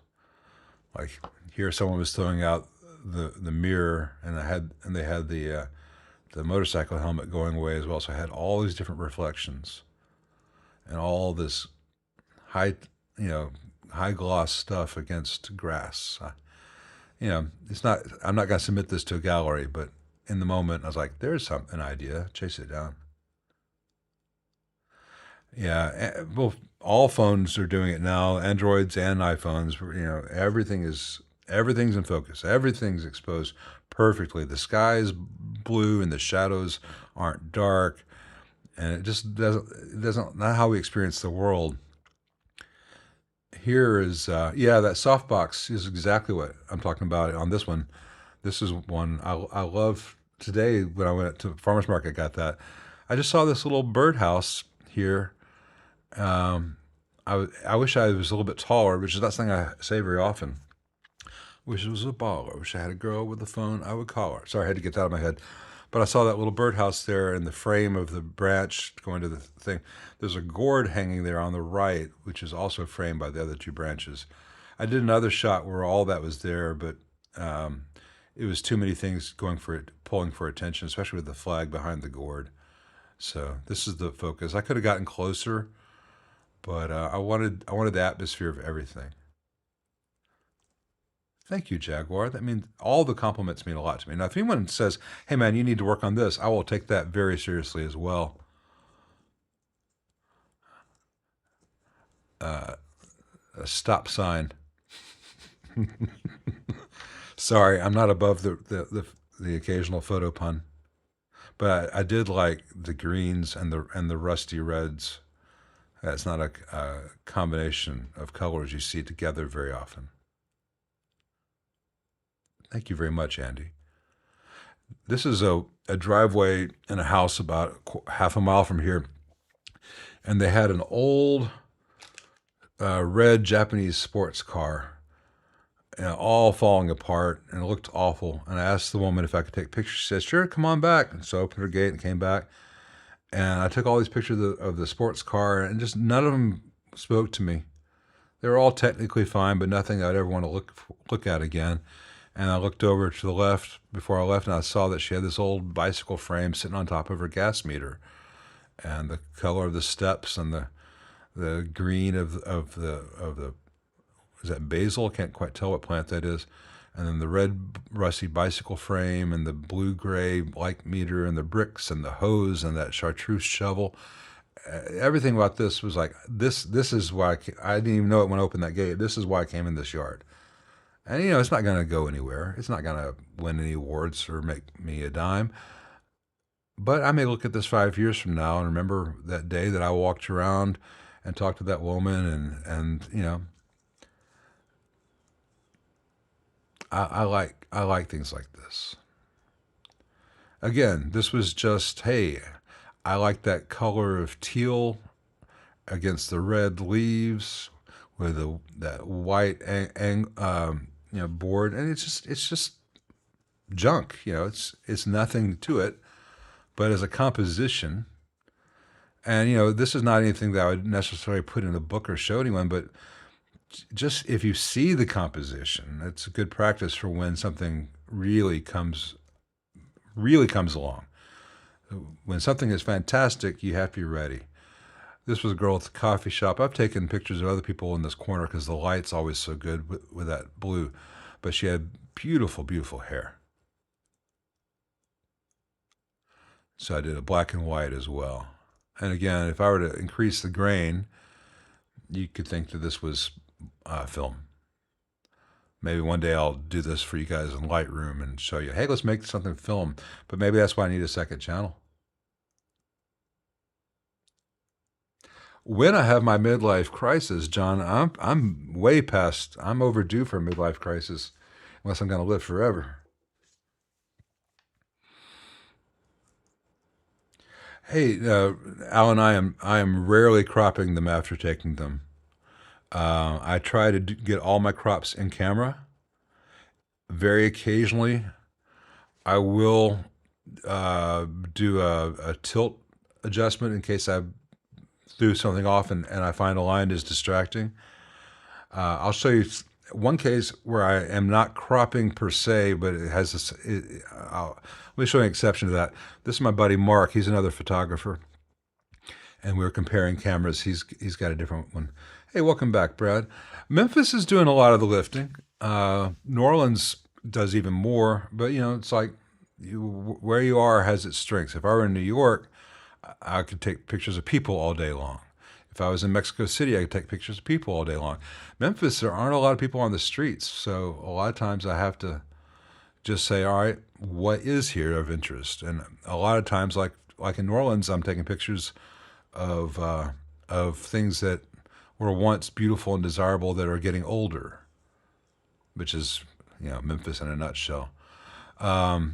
These pictures actually from here were taken with an old Nikon D5300 that Nikki had up in her closet and forgot about. Hey, Goody Guitars, I think you're behind on the stream if you're still talking about the bike frame.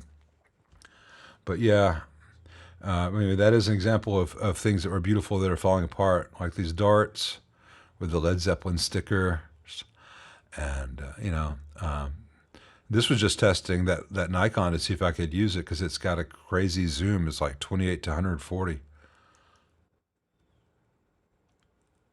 Now, I will crop if necessary, but I don't want to. I want to try to get it all in just for the sake of really taking my composition seriously, because it's tempting with the modern stuff, especially with 40, 60 megapixels. Just hold the camera up, let the computer do the work, take it home, go through the 100 pictures you took in 2 seconds, find the one that you like. Crop in, you're only down to 40 megapixels then. It's like, it's like what I said earlier, I feel like I have to earn the right to go back to the modern Fuji. This is Nikon from 2013 with its kit lens. Now, the colors out of that I did not care for, so this is a Lightroom profile from a different company, which is actually chasing the look of Portra, and I think it's kind of nice.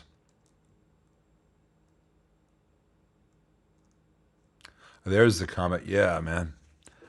And so for a camera that Nikki forgot she had from 2013, I will gladly add this to the arsenal. Same camera. I just like all the intersecting lines, and with that 28 mil. Memphis is incredibly much more interesting than Nashville. Yeah, Nashville's got some great aspects, but Nashville ain't shit on what Nashville used to be. Before Nashville turned into Nash Vegas, it was a fun place to go. Now this is the same Mercury with my Fujifilm, emulating black and white film, but not too heavy on the grain, though it has some. I added some grain to it. There's in color, black and white. So kind of a Tri-X look, kind of a Portra look. It's like going to the eye doctor. Is this better or this? This or this? And then to the color ones, so just one second. I mean, the black and white ones again. And then we'll finish up. Nikki took this picture. I was showing her how the close focus works. So, and she figured it out. She's got a good eye for such things too. So I took this one, she took this one.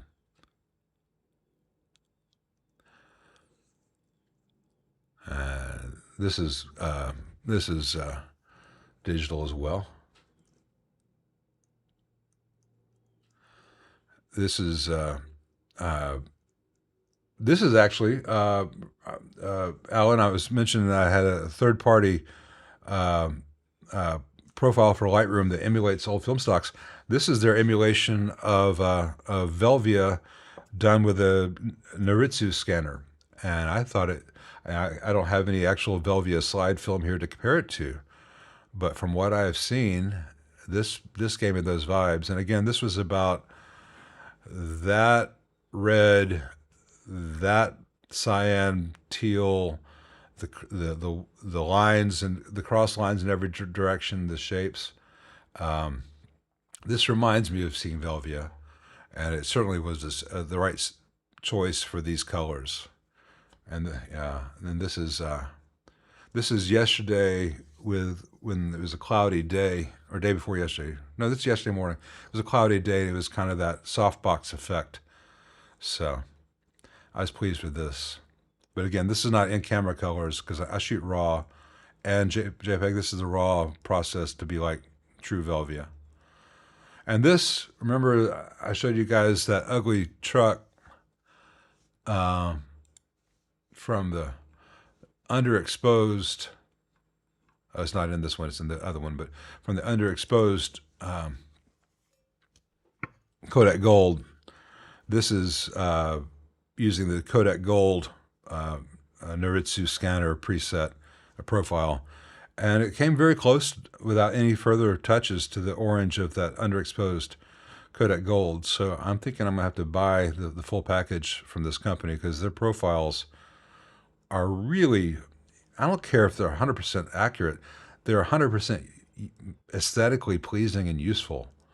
But it's nice when the image, what you like about the image is there, but the underexposed grainy vomitousness is gone.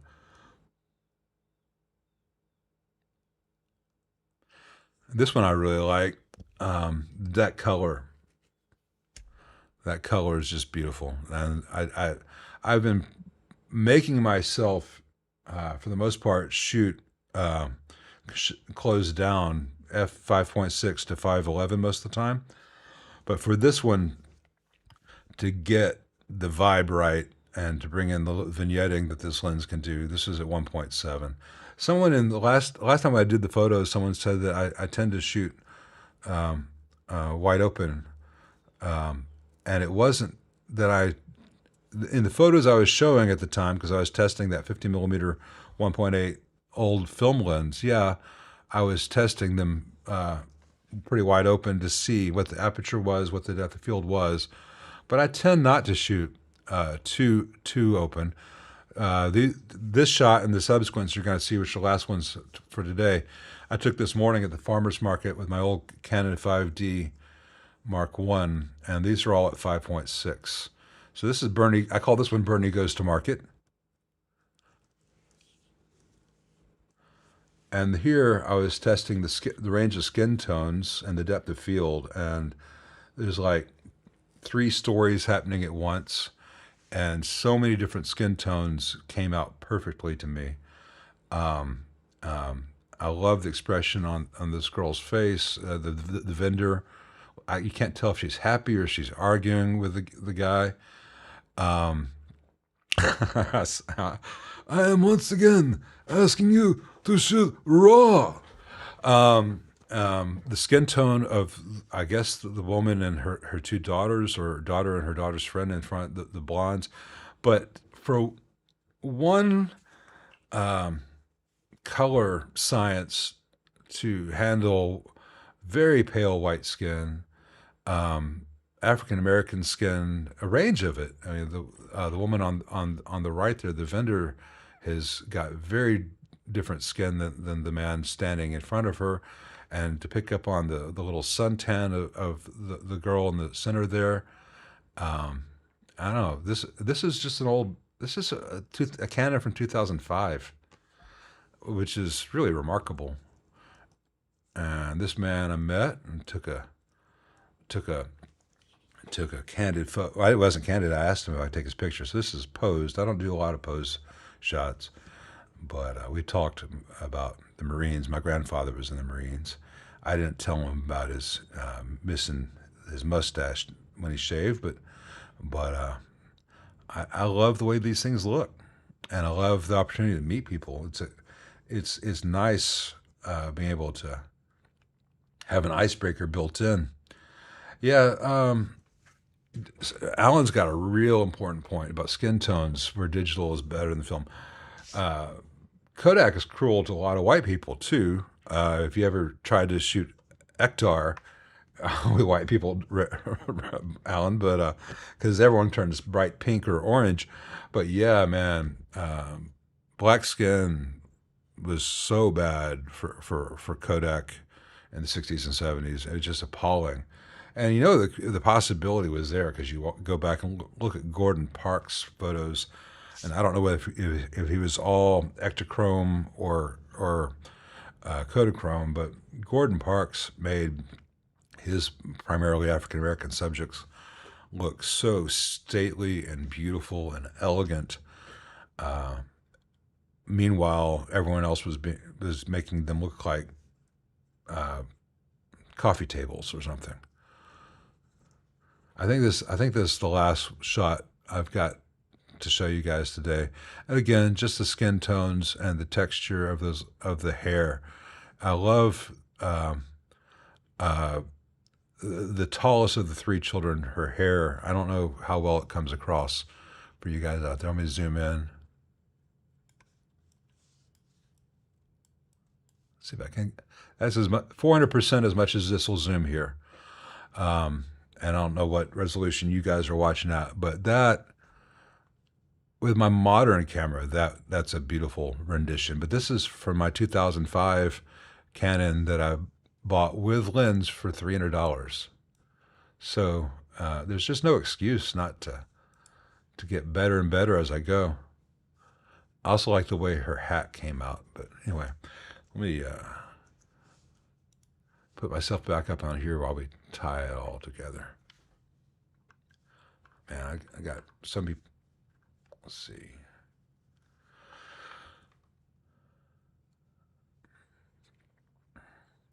Well, Catalan, those shots were all done with the 5D, but I did not use the 5D color profile. Although of the 5D color profiles, I do like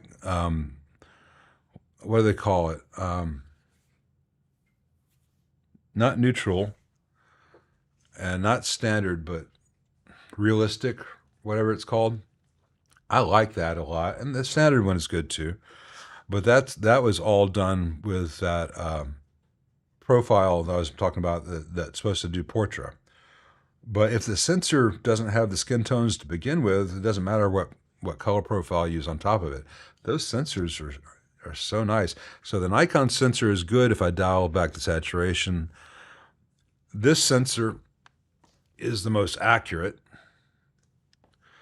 And that Canon D sensor is like the most flattering, which is not a bad place to be.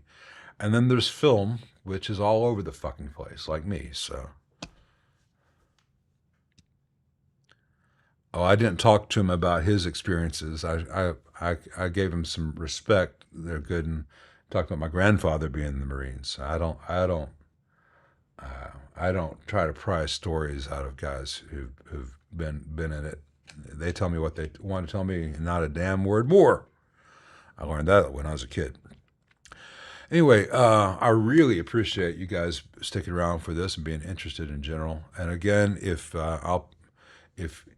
you want to see more, I've got a lot of stuff up on Flickr, and then I'm doing one photo a day on Instagram if you're on there. because I just I want feedback. I'm not looking for adulation or applause, but especially forums where other good photographers are, they could say, "Hey, I like what you're doing. Have you thought about X, Y, or Z? Have you thought about trying this?" Because I'm reteaching myself how to do it. Basically, I don't have an instructor or mentor, and a lot of the guys in town who do this, the older guys who might technically know what they're doing, they're hard to talk to, man. Photographers can be like amp techs. Sometimes the skill set for doing one thing well does not at all line up with the skill set for communicating with humans. And so some of the ones I've met who are really good at it are really unpleasant.